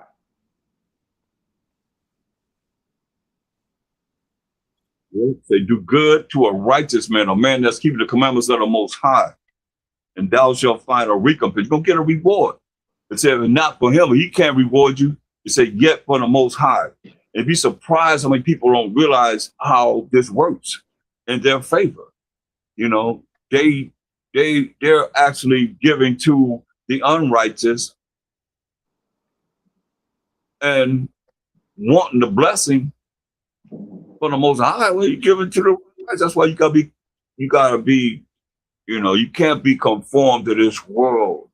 All this fits in, man. And you give it to this envious man, this wicked man, definitely tipping them, doing all kind of things, giving it to these wicked people, doing the things that, and don't give nothing to the righteous man. It says, do good to the righteous man, and thou shalt find a recompense, a reward, or prove the Most High wrong. And if not from him, yet from the Most High. Hear that? Read. Come. There can no good come to him that is always occupied in evil, nor to him There that could giveth. occupied in evil, man. Meaning not thinking about the Most High's laws, statutes, commandments. Following them, doing them in his life, but he's dealing with evil. The mind is contrary to what the moral laws, the civil laws, the dietary laws, the ceremonial laws tells us we're supposed to be following. Be contrary to the rules and regulations of the Most High. Why he said, there can no good come to him that is always occupied in evil, nor to him that giveth no alms either. Alms is, it takes away a multitude of sins. It tells you, read. Come. Give to the righteous man and help not a sinner. It said, give to the righteous man and help not a sinner. But some people, they helping the sinner, knowing that they don't keep the commandments of the Most High and expect the blessings for helping the sinner. He didn't say that, did it? That's contrary to what he's telling you. Read. Come. Verse 5. Do well unto him that is lowly, but give not to the unrighteous.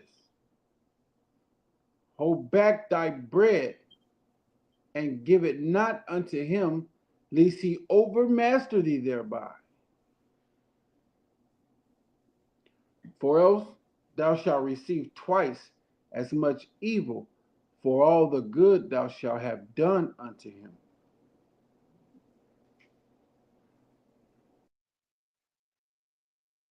Wow. He said, do well unto him that is lowly. He's humble. Lowly means he's humble. But give not to the unrighteous. I'm telling you, it's commandments. This ain't something you can think about. Maybe I will, maybe I won't. You don't give to the unrighteous. Hold back thy bread. The bread is your money. And give it not unto him, lest he over play you. I don't use that word master because they put it in there. Still go back to baal. He overplay you thereby, or else thou shalt receive twice as much evil. What's I tell you the judgment right here? You're gonna receive twice as much evil for the good thou shalt have done unto him. I'm telling you, man. Verse 7.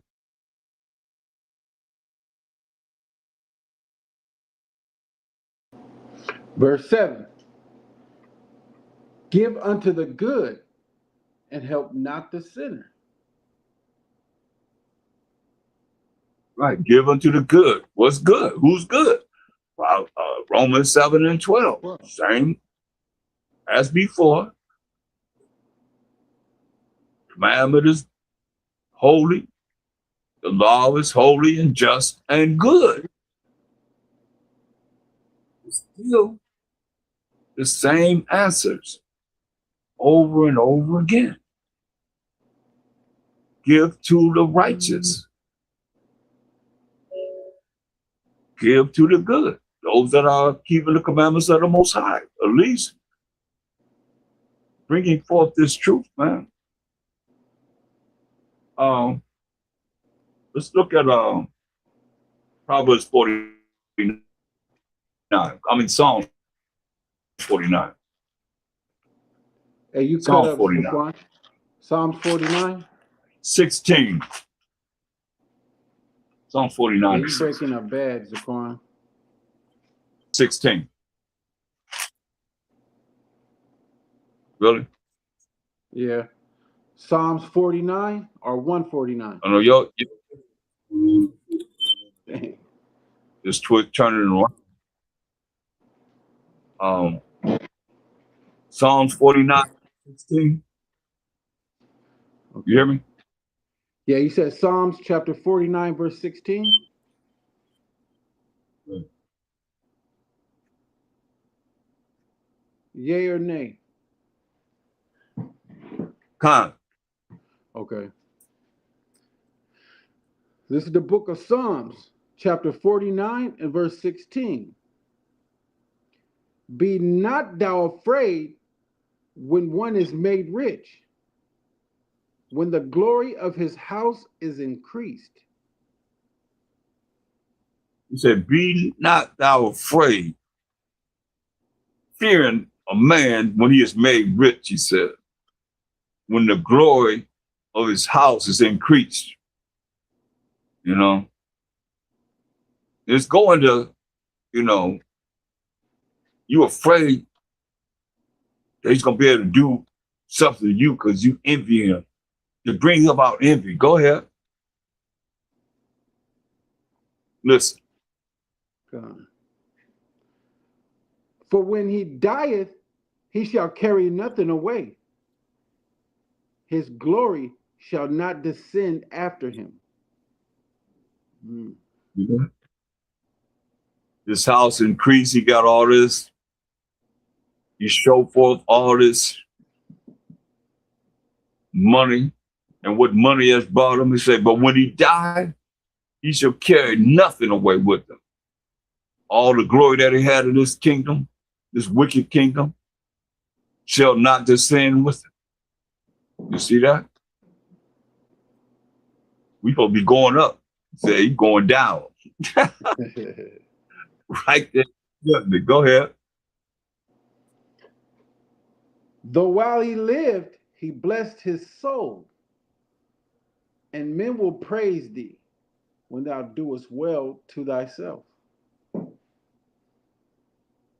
says, though while he lived, he blessed his soul, you know, living large. Had anything he could think of to buy and do, he do it. And men will praise thee. They praise the one that have something. They look up to, like I said, like we just read, they think, you know, money is righteousness.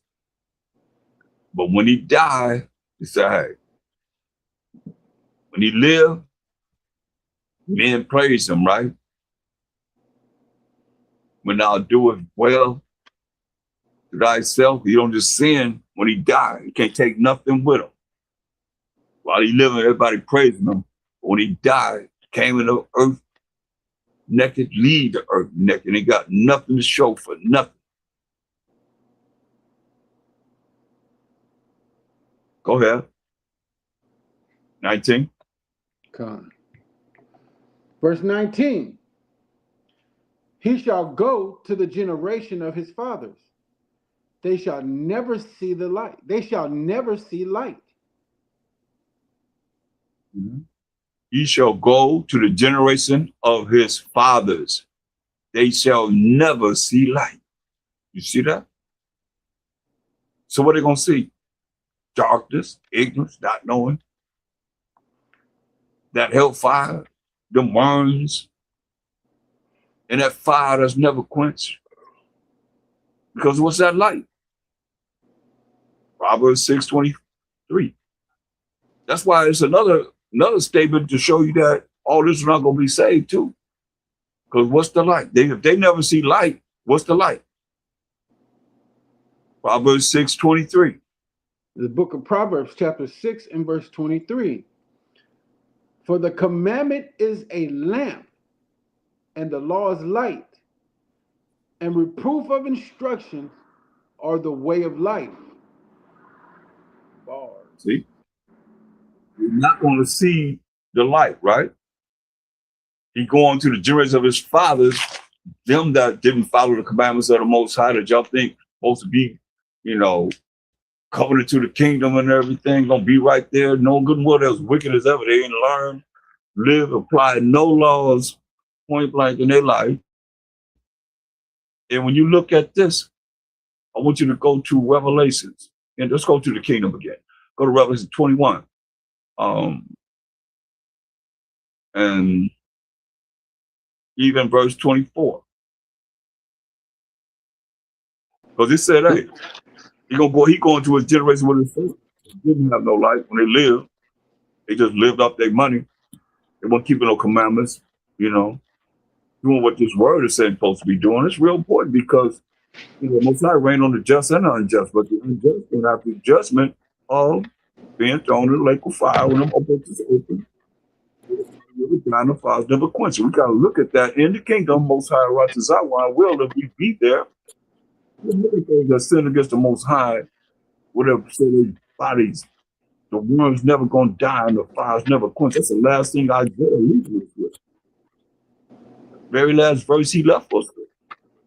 It's the fact that once we have a good time with the new moons and new months, and the Sabbath, holy days, and we gotta look at the dead bodies, man, the dead carcasses, man. You know what that's gonna do? Keep us in mind. Make sure you end up being there. Come back to a new moon, and we gonna be in order. Or you're gonna see people, think about it, you see people who come to the feast, and you see people in that fire that you know, wow, I think that would straighten us really fast. Straight up real fast. Straight up real fast. I think. What do you think? You tell me, you look at your partner over there burning up, or whoever, your child or your friend, your associate, burning, it is because it say fire's never quenched. It ain't gonna be like they just burn it up and that's it. No. Burn up, flesh come back on, burn up, eat you up over and over and over again, man. Just like the Most High got a body, a spiritual body, but whether on the right side or the left side, you got a body for that particular prophecy that we heard about in the kingdom. That should be enough to make you afraid. Read this.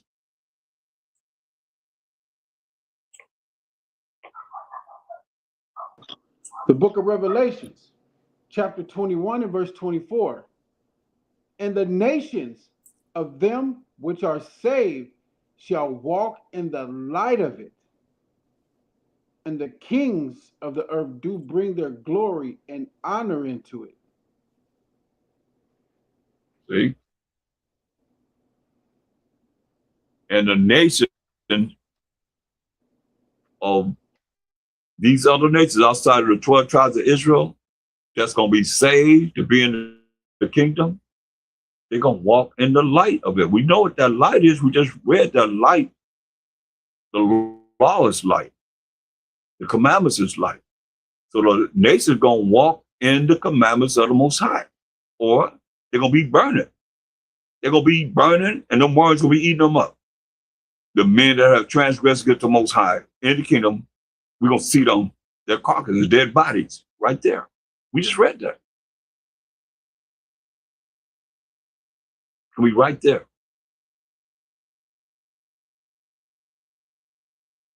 The nation's going to walk in the laws of the Most High. Read on. Come. And the gates of it shall not be shut at all by day, for there shall be no night there. See? The gates going to be open all day long. Right? Ain't going to be no darkness there. Go ahead.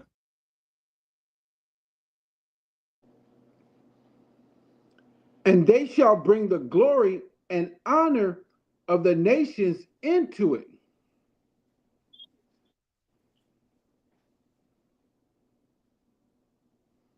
And there shall See? in no wise. That's their wealth. in the kingdom. They're gonna bring all the glory and honor of the nations into the kingdom, y'all. They're gonna bring it right up to the gate, and each tribe, between Judah, Benjamin, Levi, Simeon, Zebulun, Ephraim, Manasseh, Gad, Reuben, Naphtali, Asher, and Issachar, those 12 gates, you got one angel on each gate, and they're gonna bring it right up to the gates of the tribes, those 12 tribes, and they will come out and gather the riches and the wealth, just like the IRS. We're gonna be the new treasury forever and ever and ever, though. You see, and bring it into the gates because he tell you they can't come in the gates. Verse 27. Come.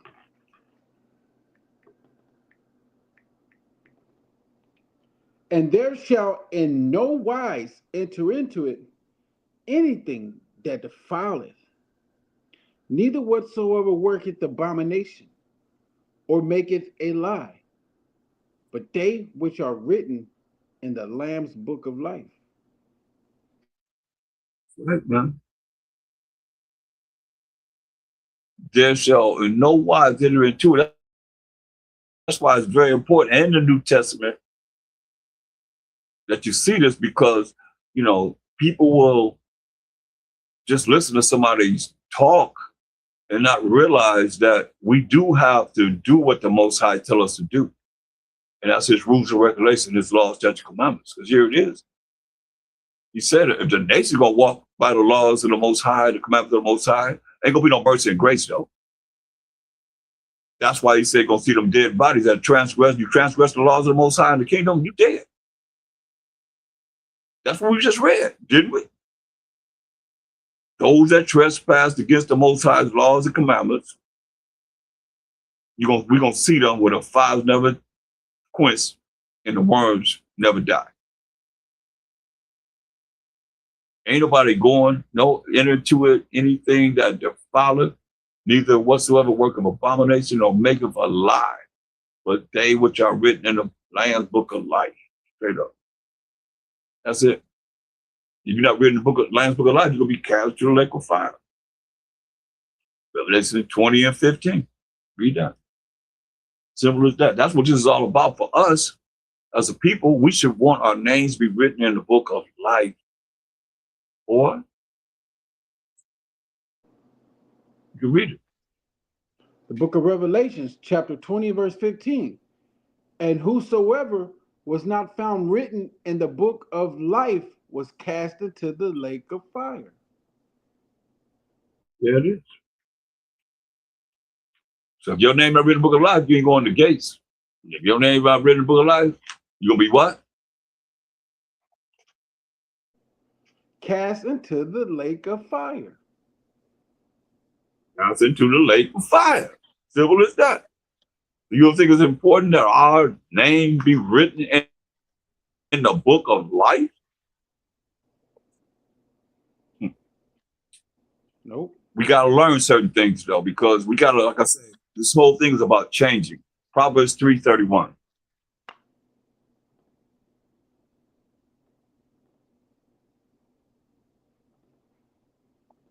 The book of Proverbs, chapter 3 and verse 31. Proverbs.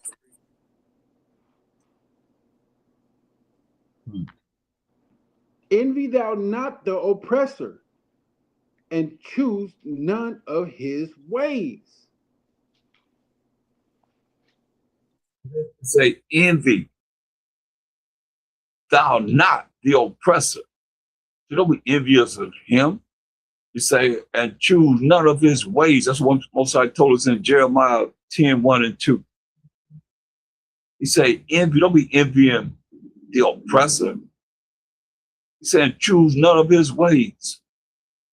How you going to follow somebody that the Most High telling you, don't envy him? And he tell you, don't choose none of his ways. That's why he told us this. Read that. Jeremiah 10:1 and 2. Verse 1 and verse 2.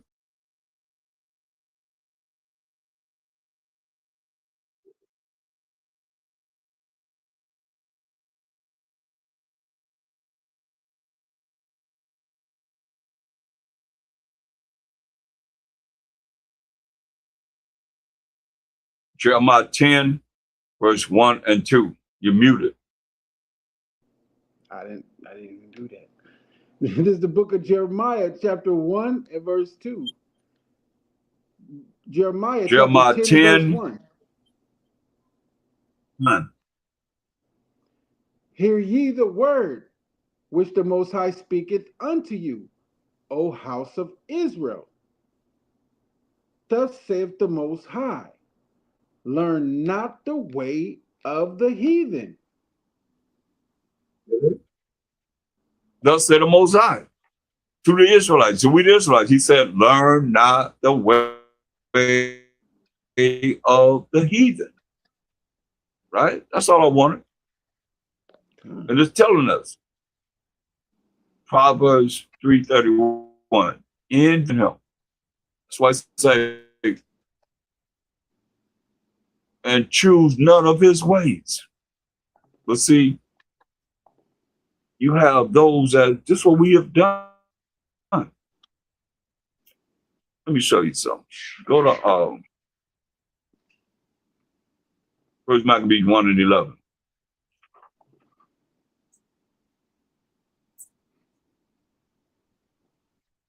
Hear what the Most High told us. He always told us tore their bodies to pieces.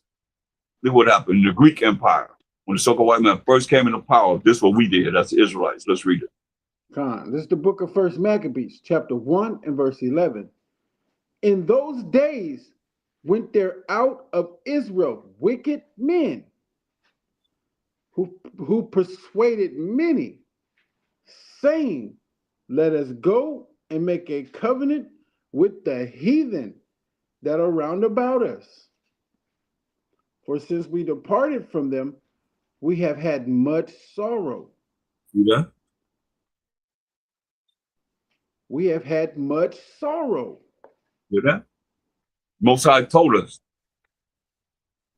Most High told us, learn not the ways of the heathen. Here we are in the Greek Empire, wicked men who persuaded many, saying, let us go and make a covenant agreement, a contract with the heathen that are round about us. For since we departed from them, we have had much sorrow, right? Read. Look what they did. So this device pleased them well. Then certain of the people were so forward herein that they went to the king, who gave them license to do after the ordinance of the heathen. Clearer than that. That's all the way contrary to the Most High's word. When he said, learn not to wear the heathens like it is today. All these Christmas sanity religions and so forth that's been set up for us to follow. But the king gave them a license to sin. So we wouldn't be able to, that was, on the right path, wouldn't be able to deal with them. This whole objective was to keep us from our laws. So keeping us from the laws, who wrote the laws, the Most High, is to keep us from following the Most High, doing what he say do. They figured out these curses are going to remain on us forever. And he's never going to face us with the love and the kindness and the joy and the happiness that we deserve and trying to be righteous from what the wicked is doing. But he got another trick bag for him. Better believe this.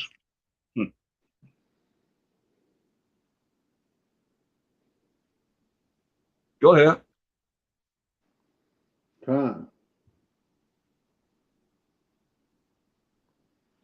Whereupon they built a place of exercise at Jerusalem, according to the customs of the heathen. You see all these gems and all that stuff is a custom of the heathens, man. Understand this, man. But what we do now, that's normal. Going up in these heathen places, man, that they set up for us to be like them. Look what they did. We didn't do this. Yeah, they have a under wicked king after. They built a place of exercise at Jerusalem according to the customs of the heathens. He said, learn not the way of the heathens. You know? That's why he ran me out of the gym. I tried it years and years ago. I tried to go up in the gym. Most they ran me out of them gyms, man.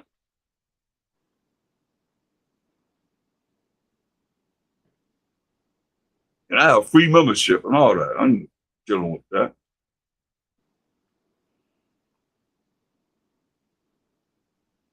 Now you're gonna say you go up in there, and he said, learn not the way of the heathen. He just said that's the custom of the heathen. Just keep in mind what you see in here. And after that, what they do. Read on. Verse 15. And made themselves uncircumcised, and forsook the holy covenant, and joined themselves to the heathen, and were sold to do mischief. Made themselves uncircumcised, man. You know, circumcision is you learn the truth. You learn the law, statutes, commandments of the Most High, you know. And some say they actually, you know, made themselves uncircumcised with the flesh too. I haven't seen that, but some have said, you know, don't quote me on that one, but I know that uncircumcised is stopping from, you know, keeping the commandments and the laws of the Most High. This is what we did in the Greek Empire, while the Most High was, you know, very, very wroth with us and, you know, brought us into captivity and allowed the things that went down to happen to us, man. Because we were so forward herein that we went to the king, this wicked king, for him to give us a license to sin against the Most High. That's what y'all got to see. Everything is against the Most High. But y'all don't think about it enough to realize that all the things that they're doing is to have you sin or be against him. Now let's go to Babylonian 4.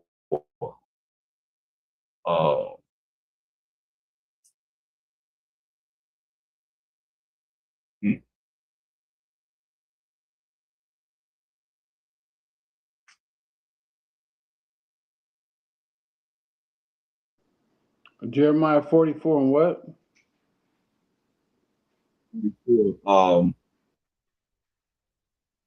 Start at verse 9. It's crazy, man. Okay. The whole chapter is crazy. I mean, it's like it's the same thing, except for another period of captivity that we were in the Babylonian Empire. Read this. This is the book of Jeremiah, chapter 44, verse 9.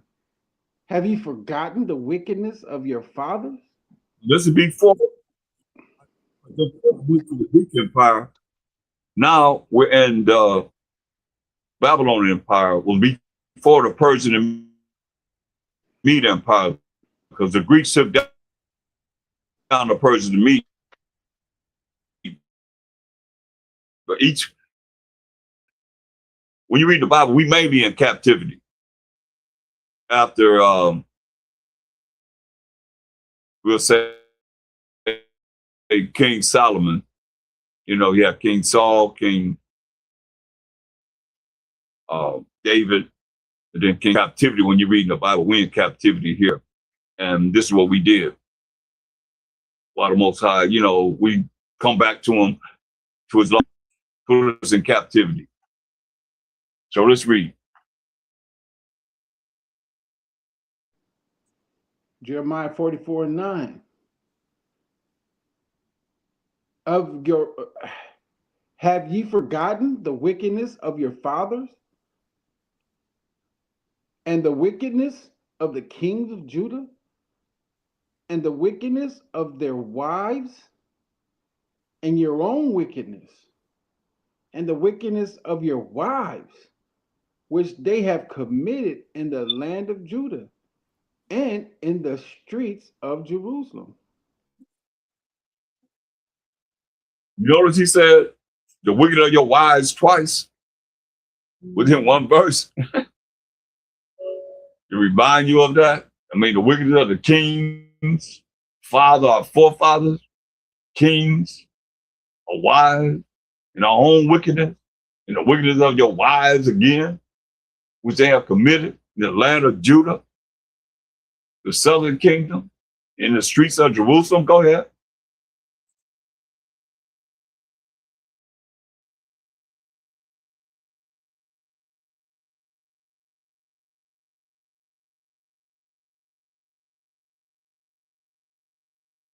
Read on. Con. They are not humble even unto this day, neither have they feared, nor walked in my law, nor in my statutes, that I set before you and before your fathers. Mm. They are not humble. They are not humble. So if we not humble, what were we? Prideful, man. That's where all this comes from, man. Envy, pride, hatred, all this coming together, man. They are not humble, even until this day, the Most High said, neither have they feared. You gotta fear the Most High. Point blank, you gotta be afraid and scared of the Most High. It says, nor walk in my law. You see that? Y'all need to underline walked in my law. They need to underline so y'all understand that, because y'all be thinking that it's our law. This is the Most High saying we didn't walk in his law. He said that my law is the Most High's law. No, in my statutes. That's my statute. That's the Most High statute that I set before you and before your fathers. To this day, he said. Read. Con. Therefore, thus saith the Most High of hosts, the power of Israel, behold, I will set my face against you for evil, and to cut off all Judah.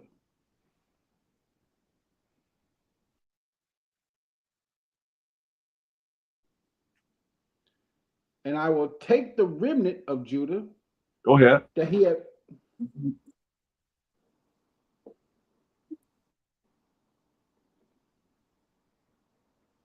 Salat, keep going. Go ahead. Con. And I will take the remnant of Judah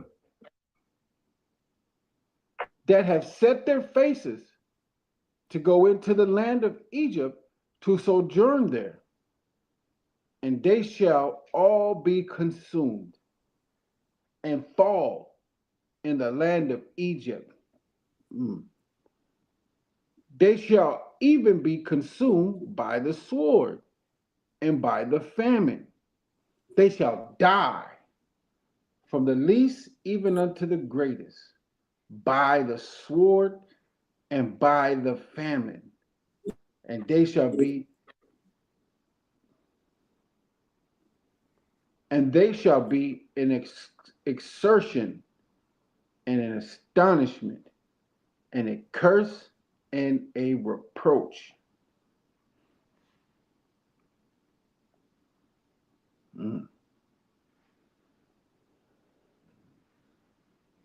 Keep reading. See that? Okay. The Most High said, we walk in his laws. The Most High power army of angels, the power of Israel. He said he set his face against us for evil. He cut us off from the land of Judah, southern kingdom. He said we're going to be consumed by the sword, by the famine, food shortages, and shall die, from the least even to the greatest, by the sword and by the famine.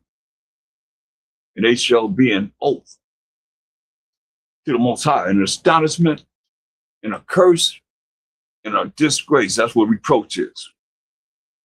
Read. Con. For I will punish them that dwell in the land of Egypt, as I have punished Jerusalem, by the sword, by the famine, and by the pestilence. See that? That's the Most High telling you that punishment, that judgment, man. We want to run to the land of Egypt. And America is the land of Egypt right now, spiritual Egypt and spiritual Sodom. And a lot of people, they're going to run to Egypt to sojourn here, still want to be here when them ships come, huh? You're going to deal with them. Talk about what he going to do. He said he going to punish those that run to Egypt, or he punish those that were in Jerusalem. You know, Egypt, we can walk into Egypt from Jerusalem. So we ran to Egypt all the time, you know? Think you're going to get something out of there. Most of what the Most High said he going to give us. That's why he said he's going to kill them by the sword and by the famine, food shortages, and by the pestilence, diseases. Now people got all kinds of diseases now. Got this new flesh-eating disease. It says, go out in the ocean, you get it. You got all kinds of diseases, man. They said something like a deadly ringworm. Real powerful right now. That's the pestilence, diseases, and so forth. Verse 14. It's us, man. That's why you can't be, envious of these wicked people, man. People are envious of these people that's doing this, that then made pacts with the system, this big beast that's operating right now. Same is no different than what we was doing back here, Reed. So that none of the remnant of Judah, which are gone into the land of Egypt to sojourn there, shall escape or remain, that they should return into the land of Judah, to the which they have a desire to return to dwell there. For none shall return, but such as shall escape. So I'm going to happen. I heard that. Keep going. The land should go back, except for those that escape, that from the sword and the famine and the pestilence. Go ahead. Verse 15.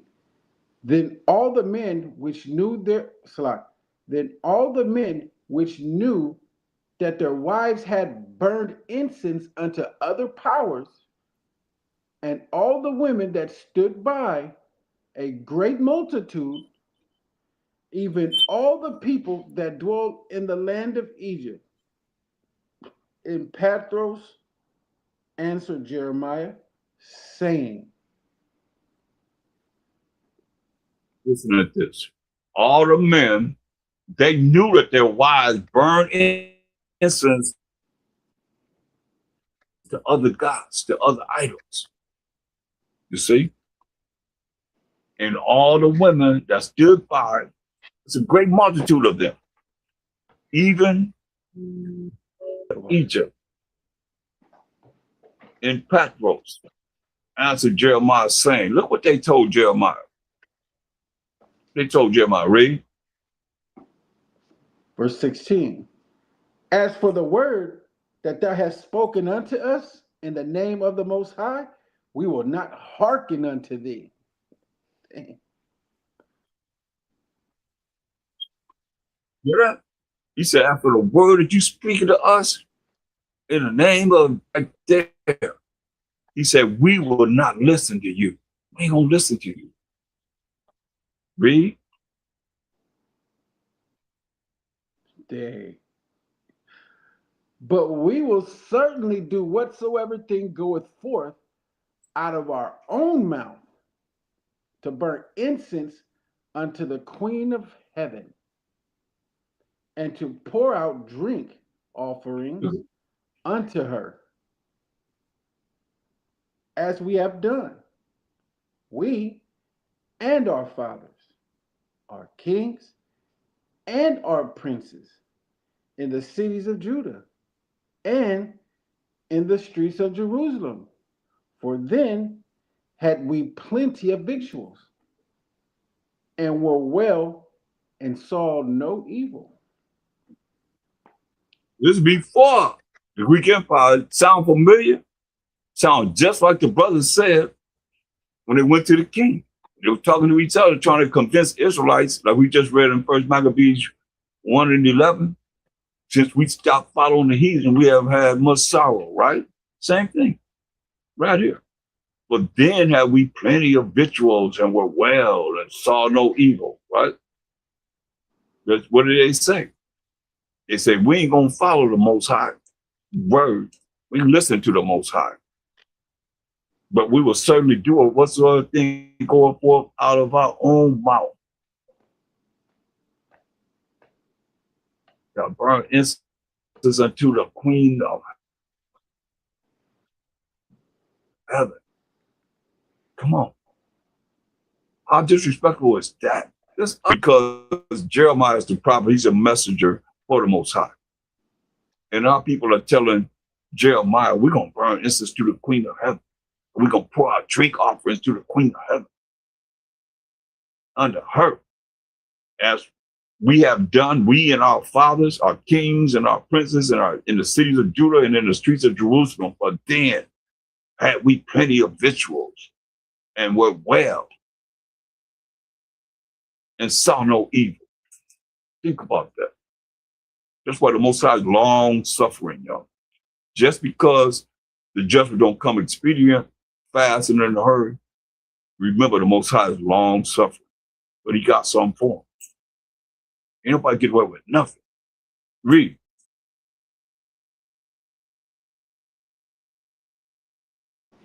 Con. But since we Verse left, 18. Con, verse 18. But since we left off to burn incense to the Queen of Heaven and to pour out drink offerings unto her, we have wanted all things and have been consumed by the sword and by the famine.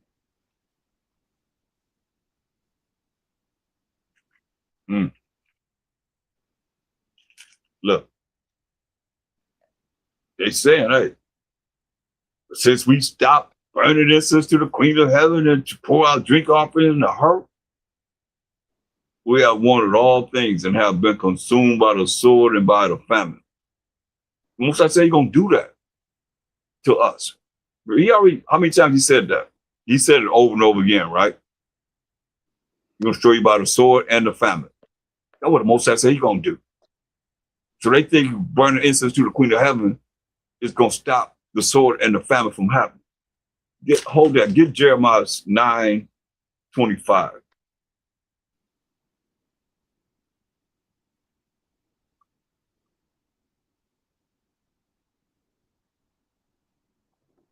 The book of Jeremiah, chapter 9 and verse 25. But let him that glorieth glory in this, that he Jeremiah understandeth. 9. Jeremiah 9th chapter, verse 25. Con, Salah. This is the book of Jeremiah, chapter 9 and verse 25. Behold, the days come, saith the Most High, that I will punish all them which are circumcised with the uncircumcised.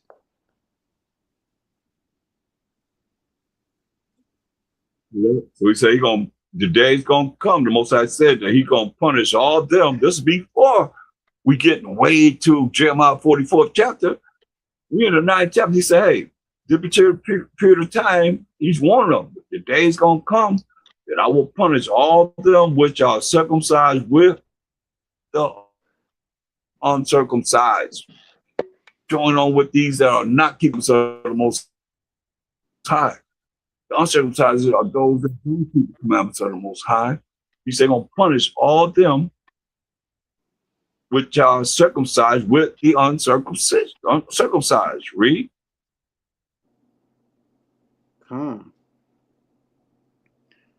Egypt and Judah and Edom and the children of Ammon and Moab and all that are in the utmost corners that dwell in the wilderness. For all these nations are uncircumcised, and all the house of Israel are uncircumcised in the heart. You know, you name a nation. They say Egypt, the Hamites, Judah, who we reading about in Jeremiah 44, Edom, so-called white man, white people, children of Ammon, so-called, or these indigenous, Japanese, and Moab, the Chinese, and all that are in the utmost corners, man, that dwell in the wilderness. Say, for all these nations are uncircumcised.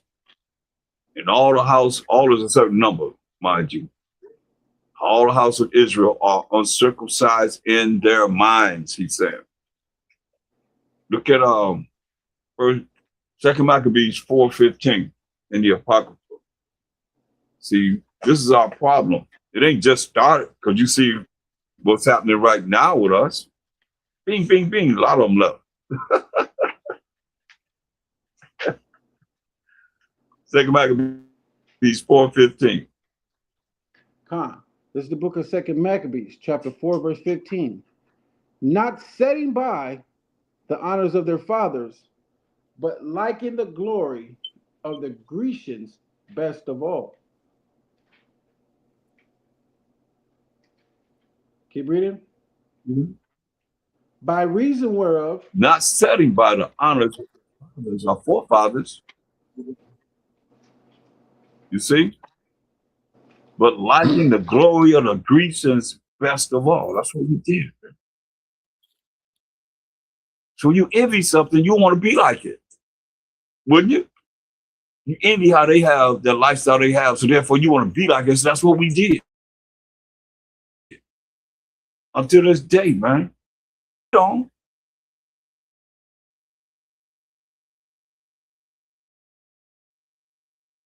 Khan. By reason whereof, sore calamity came upon them, for they had them to be their enemies and avengers, whose customs they followed so earnestly, and unto whom they desired to be like in all things.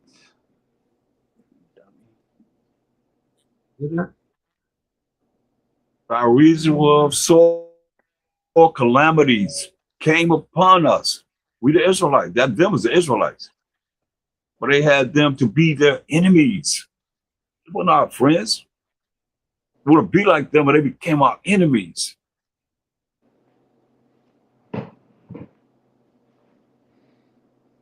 Our enemies.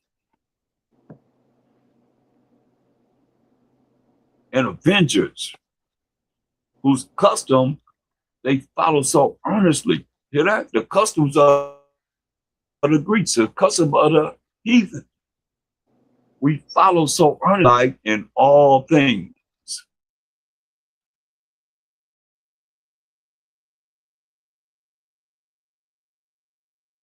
Hear that? We supposed to be the light, just like it is now. Our people following them, these other nations. They the leaders. We supposed to be the lead in everyone and teacher. But we desire to be like them in all things, it says. Think about that. They were doing some crazy things when you read about the Romans and the Greeks, man. You know, they were doing a whole lot of things that the Most High say is so terrible. We're not supposed to be talking about it. Read on, verse 17.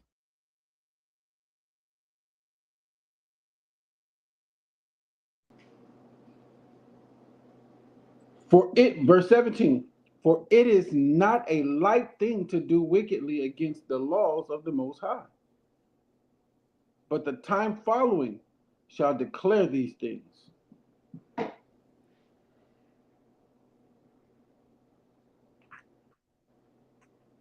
Right. He says, not a light thing for us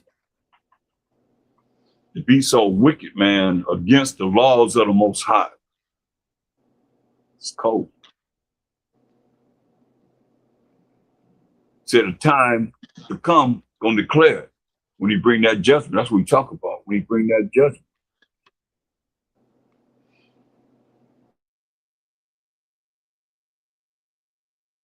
I want you to get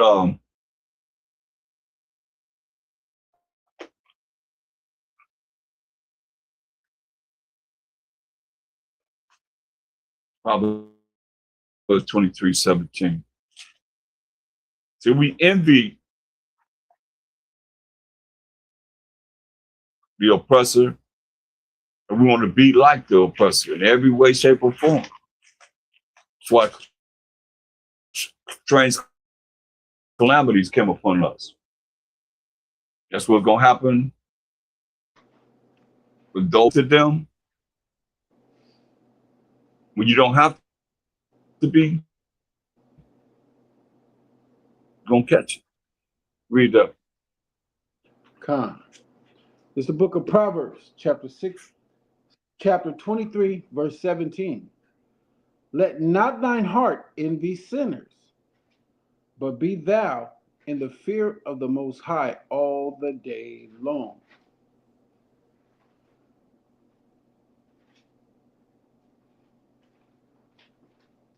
Where you at? Proverbs chapter 23, verse 17. Huh?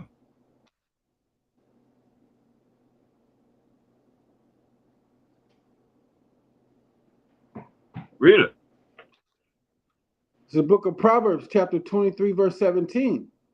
Let not thine heart envy sinners, but be thou in the fear of the Most High all the day long.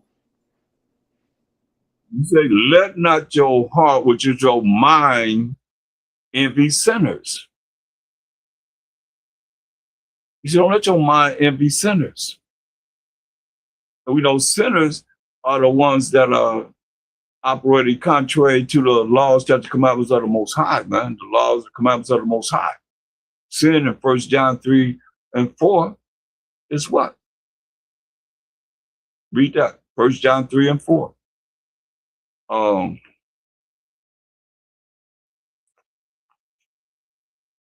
This is the book of 1 John, chapter 3, verse 4. Whosoever committeth sin transgresseth also the law, for sin is the transgression of the law.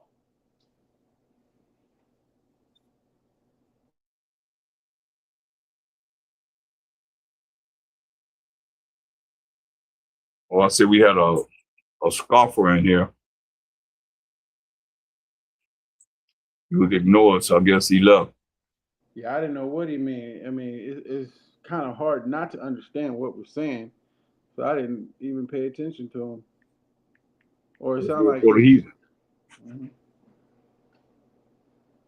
It ain't for the heathen. You know what I mean? Oh, yep, he's scoffing. It ain't for them. Straight That's up. read the topic, pay That's why. attention.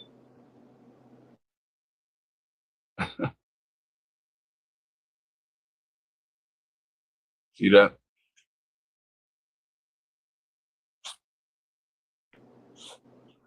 A forward man in his thoughts.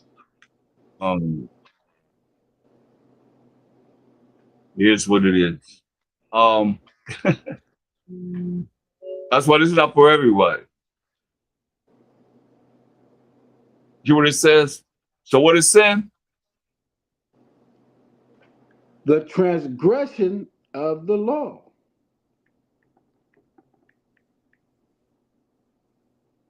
For sin is the transgression John of 3 the and law. 4. Sin is the 1 John law. chapter 3, That the verse Most High 4. wrote with his finger, y'all. Okay. Verse 23:17 that says, let not thine heart, which is the way you think, your mind, envy sinners. You know? Why should you be desirous and really feel some kind of way against those that's breaking the laws of the Most High? But be thou in the fear of the Most High all the day long. Verse 18, Proverbs 23 and 18.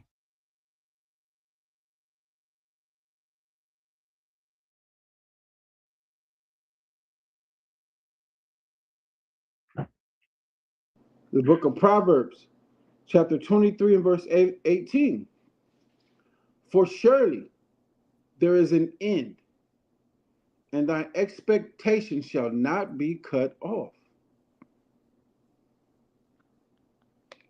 You know? For surely there is an end, and thine expectation shall not be cut off.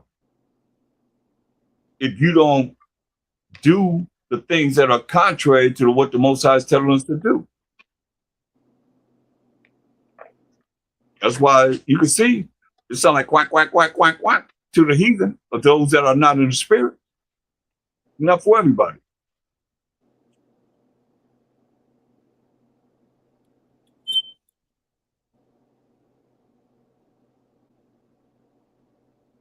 Continue reading. Huh. Book of Proverbs, chapter 23, verse 19. Hear thou, my son, and be wise, and guide No, thine heart in the way. 24 and 1. I'm sorry, say it again. Proverbs 24 and 1. Okay. Proverbs 24 and 1. The book of Proverbs, chapter 24, verse 1. Be not thou envious against evil men, neither desire to be with them. Right. He said, hey, be thou not envious against evil men, neither desire to be with them. Read. Come. For their heart studieth destruction, and their lips talk of mischief. So it's kind of like, you know, when you look at it, it's like you wonder why you kind of like be separate. Because most of the people in the world, man, they evil. And what he means by that is they're not righteous. They're not trying to know what to do that's right. The moral laws, the civil laws, the dietary laws, similar laws. And it's like, well, like I know somebody asked me, I want to know the truth. So I gave them the card, I gave them, talked to them a little while. They don't even speak to me. It was cool. What they see this out, I don't even exist no more. It could be empty. Could be the fact that, you know, I know what I know. They're looking at what it is that, you know, they don't speak no more. That's evil. Instead of wanting to know, you push yourself away. You say you really want to know, but then you push yourself away. Hey. We can't be envious of these evil people that you know don't keep the commandments of the Most High. Could be family members. It don't matter. Associate, friends, whoever. You know they don't keep the commandments of the Most High. And don't desire to be with them. He tell you.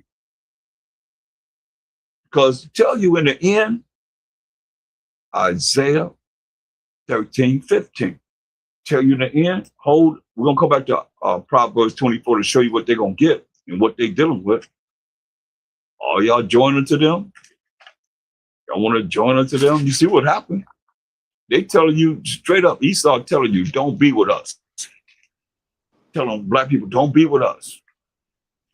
They saying we don't even be with some of these people that they hanging out with, and we don't even be around them. That's why there's only a certain amount of people that they be around.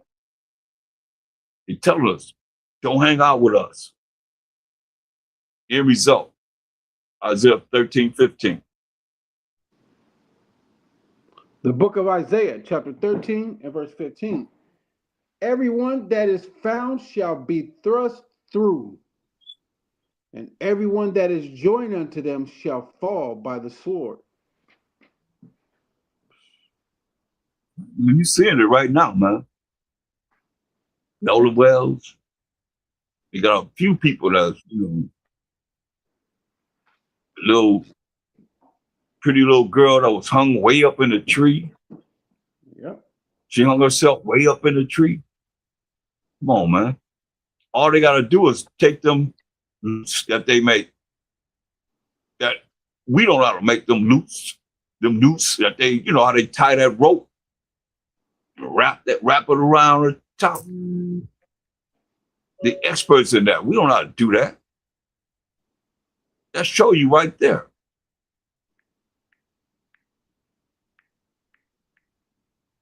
All them that's joined to them gonna fall by the sword.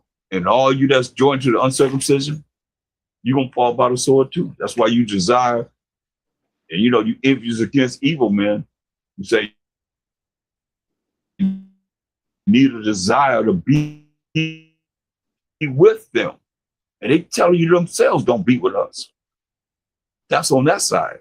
On our side, verse 24 and 2. The book of Proverbs, chapter 24 What and they verse do. 2. For their heart studieth destruction, and their lips talk of mischief.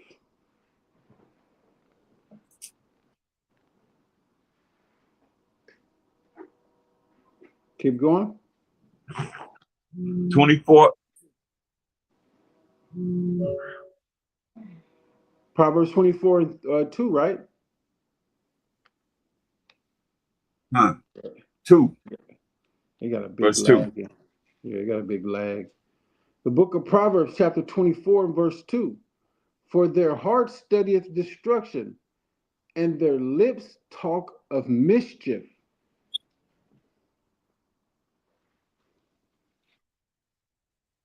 What they do, man. Their minds study destruction. Now you want to go to the future when salvation is coming on this earth? Wisdom of Solomon 5 and 7. Their minds study destruction. This is what they're going to say when they see the salvation of the 12 tribes, the remnant of the 12 tribes of Israel. This their elite going to say this. Going to be a remnant of all nations are going to be redeemed, saved for the kingdom, for their position in the kingdom. Read this. What they're going to say. The book of Wisdom of Solomon, chapter 5 and verse 7. We wearied ourselves in the way of wickedness and destruction. Yea, we have gone through deserts where there lay no way. But as for the way of the Most High, we have not known it. That's right. You heard that. They wearied themselves in the way of wickedness and destruction. Yeah, they've gone through deserts where there lay no way. And the Mashiach say he's the way. That's what they say, for as the way of the Most High, the Mashiach Yahushai, we have not known it. They wear themselves in the way of wickedness and destruction. They study it, destruction. Their lips talk of mischief. That's what they do.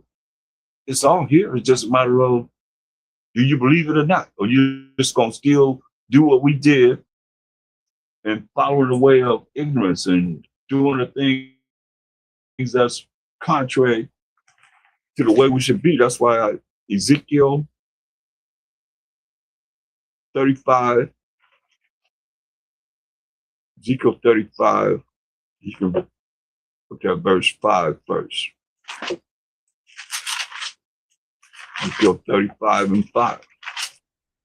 This is the book of Ezekiel, chapter 35 and verse 5. Because thou hast had a perpetual hatred and hast shed the blood of the children of Israel by the force of the sword in the time of their calamity, in the time that their iniquity had an end. Yeah. He telling us this is pertaining to Edom. When you read verse 1, moreover, the word of the Most High came unto me, saying, Son of man, set thy face against Mount Seir, and prophesy against it. And that's the land that the Most High gave Esau, the mountain Seir. That's the land he gave them, like they come from the Caucasus Mountains today. So that envy that they have toward their brother Jacob, who then would take to Israel, became the 12 tribes of Israel, until this day, you can see there, because thou hast had a perpetual hatred. That envy turned into hatred. And have shed the blood of the children of Israel by the force of the sword in the time of their calamity, in the time that their calamity or our iniquity had an end. That's why when you read Revelations 12 and 17, That's what it tells you. This is who they coming after. It's the book of Revelation, Represent. chapter 12 and verse 17. And the dragon was wroth with the woman and went to make war with the remnant of her seed, which kept the commandments of the Most High and have the testimony of Mashiach Yahushua. So that's us. We the Israelites. We don't want keeping the commandments of the Most High and the true testimony of Mashiach Yahushua. Who else? What church or what religion is keeping the moral laws, the civil laws, the dietary laws, the ceremonial laws, the commandments of the Most High, and learn of the sacrificial laws? Even though we know Mashiach Yahushua was the ultimate sacrifice for the children of Israel. What religion? You can't find it. You can't even bring none for it. Or bring them forth. That their decree is to learn the laws, statute, commandments of the Most High. You're not going to find it there. That's why it tells you they're going to come down upon the remnant. That dragon is the Esau, the Edomites. That's their representation. The woman is the children of Israel. Jeremiah 62 says, I liken the daughter of Zion, who was the Israelites, to a comely and delicate woman, a beautiful and delicate woman, right? Symbolically. So it's telling you here in Ezekiel 35 and 5, they have had a perpetual hatred and have shed the blood of the Israelites in the time that our calamity, our iniquity had an end. That's what you're reading about right there in Revelation 12 and 17, telling you who he's coming down upon. So you already got the 2/3, they're already done, they're already finished. You know, they part of the ones that was in the Babylonian Empire saying, we're going to burn incense to the Queen of Heaven. They part of the ones in the Greek Empire that would join with the Greeks. They like the Greek fashion more than they did our customs and so forth. Same ones when got a license to sin. You see, we're the same people. We are the ones that are the remnant. If you endure to the end, you know, Most High Ratazawan, Most High will be those that will be the remnant. The Most High have something to say about it. You know, he ain't just being quiet on it. Ezekiel 35. Verse 6.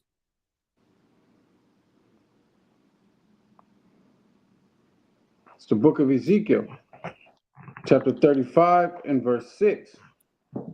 Therefore, as I live, saith the Most High Power. Ezekiel 35 and 6, right? It's the book of Ezekiel, chapter 35 and verse 6.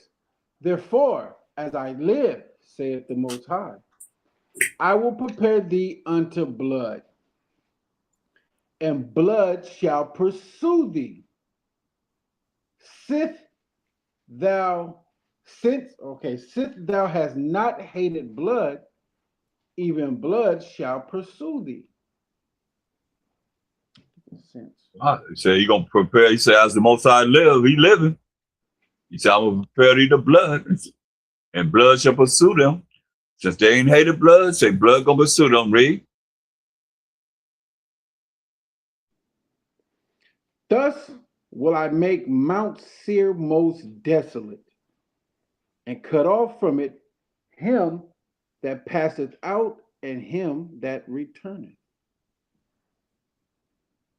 Right. He said, gonna make their land most desolate. Go ahead.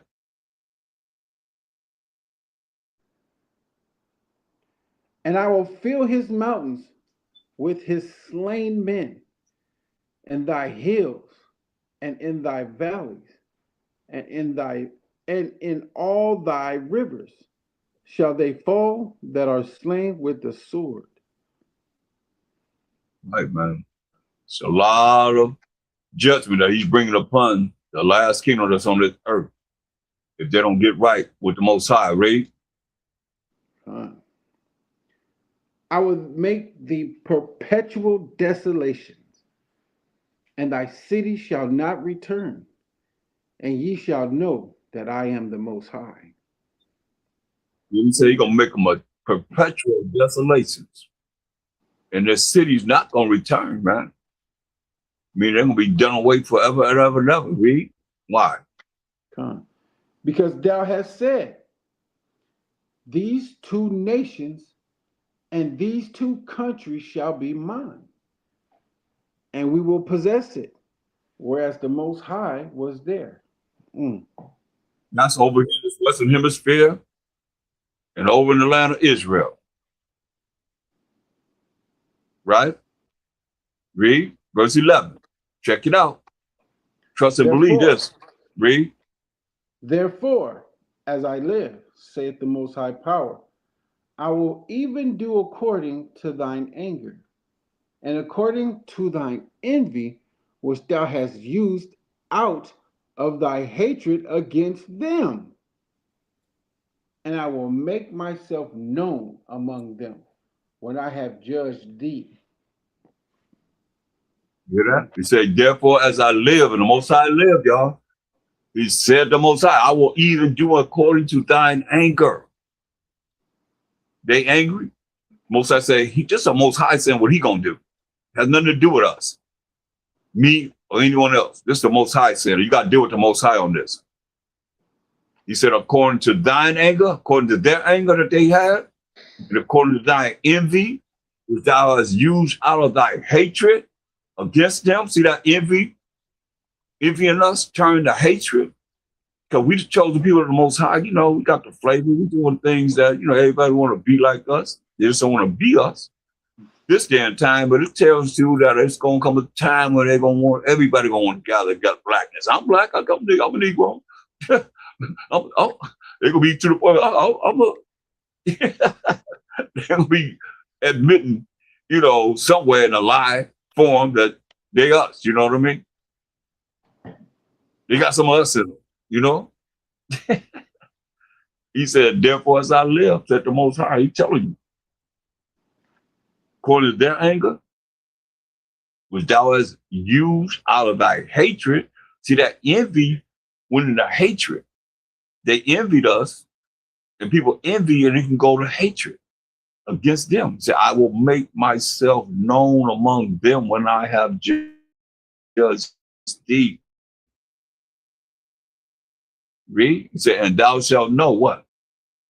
Every time I love it, most I let you know, just in case you want to point the finger at man, he let you know who's saying this. Read.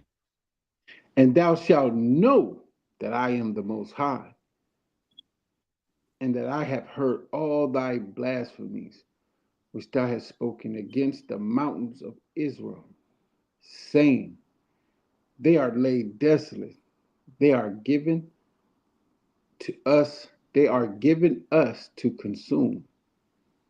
You see that? You see that? They had envy. They envied us. And that envy went to what? Hate. But they always say we hate him, but most High saying they the ones that envy and hate us, according to what we're reading here. And they shall know that the Most High is doing this. Verse 12, it says, and thou shalt know that I am the Most High, that I have heard all thy blasphemies, which thou hast spoken against the mountains of Israel, the kingdom of Israel, the 12 tribes of Israel, saying they are laid desolate. They are given us to consume. That's why when you go to Revelation 6. So I say, you heard all they blasphemy. Think you're hearing something. No, you heard nothing yet. But you see what's happening. You see what's happening as far as dealing with how they are burning up over there. Do y'all realize more people died from the sun and the heat in America than all these combined? Fire, earthquake, tornado, hurricane, all the disasters like that, you combine them all. it don't even amount up to the amount of people that died from the sun, the heat of the sun. Y'all think about that. Put that in your membrane. That's serious. That's real serious. While that envy, it can turn into hate. And when it turns into hate, be very detrimental to whoever has it. Don't matter who has it. You envy someone, what's I say? It's gonna be detrimental to you.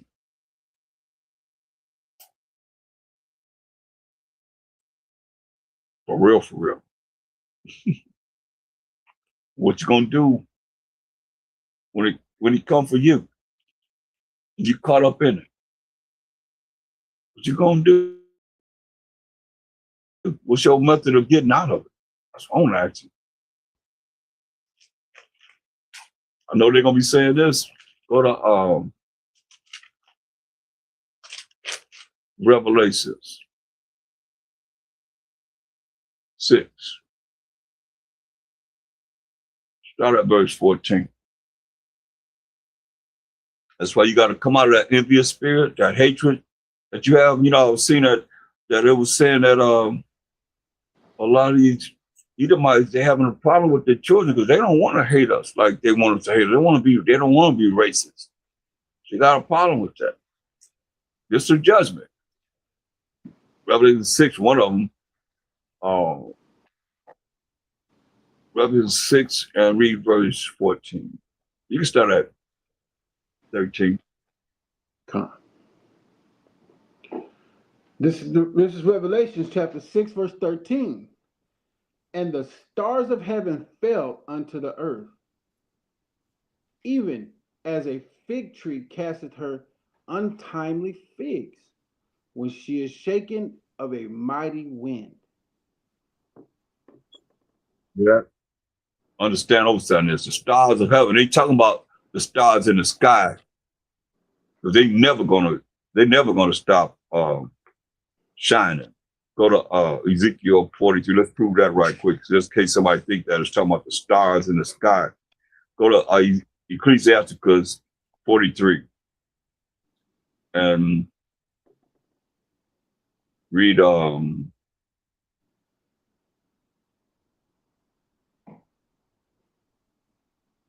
in the Apocrypha,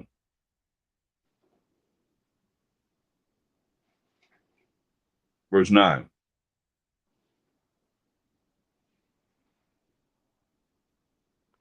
This is the book of Ecclesiasticus, And 10. chapter 4. This is the book of Ecclesiasticus, chapter 9 and 43, 2. verse 9. The beauty of heaven, the glory of the stars, and ornament giving light in the highest places of the Most High. At the That's the commandment, stars, right? The beauty of it, glory of the stars, and ornament giving light in the highest places of the Most High, in the sky, right? Go ahead. at the commandment of the Holy One, they will stand in their order and never faint in their watches. Right. So let you know that the stars let's talk about here in Revelations, the 6th chapter, is not talking about the stars in the sky. He's talking about celebrities, people of pronoun, high status in this world. He say gonna fall to the earth. They're gonna be flatlined on the earth like a fig tree casts her untimely figs when she is shaken by a mighty wind. Right? That's how I was comparing it. Now, look at what it says, Revelation 6:14. The book of Revelations, chapter 6 and verse 14. And the heaven departed as a scroll when it is rolled together, and every mountain and island were moved out of their places. That's like that scroll you see behind me, man. That's like that nuclear bomb that they dropped on Nagasaki and Hiroshima. Just judgment, y'all. The heavens departed as a scroll when it's rolled together, and every mountain and island were moved out of their places. Read. Come. And the kings of the earth and the kings of the earth and the great men and the rich men and the chief captains and the mighty men and every bondman and every free man hid themselves in the dens and in the rocks of the mountain.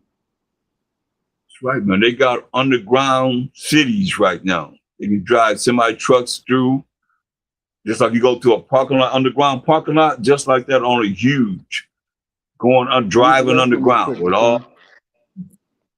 Say again? Let me use the bathroom real quick. They have underground tunnels that they plan on, going to when all these things go down. When the heavens depart like a scroll, they're gonna run to these underground bunkers that they have, where they can have semi trucks. They got cities that they, people living down under the earth right now. It says, and the kings of the earth and the great men and the rich men and the chief captains and the mighty men and every bondman, slave man, and every free man, no matter if they bond, slave, or free, hid themselves in the dens and in the rocks of the mountains, right? And they're going to be saying, verse 16, as said to the mountains and the rocks, follow us and hide us from the face of him that sitteth on the throne and from the wrath of the Lamb. Hide us from the Most High, hide us from the Mashiach Yahushua. For the great day of his wrath is come, and who shall be able to stand? You hear that? That's why you can't be envious of nobody, man. Be cast into that lake of fire. Come on. Because just like you said, Esau envied us, he became hate. We envy each other, becomes hate. There ain't no haters of their brothers going into the kingdom. Point blank. You a murderer. Straight up. And with that, I'm going to end it right there. And give a like to the video. Appreciate it. All you that's coming in. And if you come in late, you can start at MV number 1 all the way to 4 right now. And we got to continue. I still got more to go when I show you how it applied to us in the Bible. Straight up. And with that, I'm going to say, Krum Most High, Krum Mashiach Yahushai, and Krum Yasharallah. We out. The water, Officer Marachat, and everybody else joining me. We'll be on tomorrow at 1:30 p.m. Pacific Time, 2:30 Mountain Time, 3:30 Central Time, and 4:30 Eastern Standard Time, p.m. Same channel, same station, same YouTube channel, whichever one or wherever you was on. Come back tomorrow. Join us, or we be today if you're on the East Coast. It's already East Coast time. So with that, I say Shalom, Shabbat Shalom, and I'm out. Shalom. Shabbat Shalom.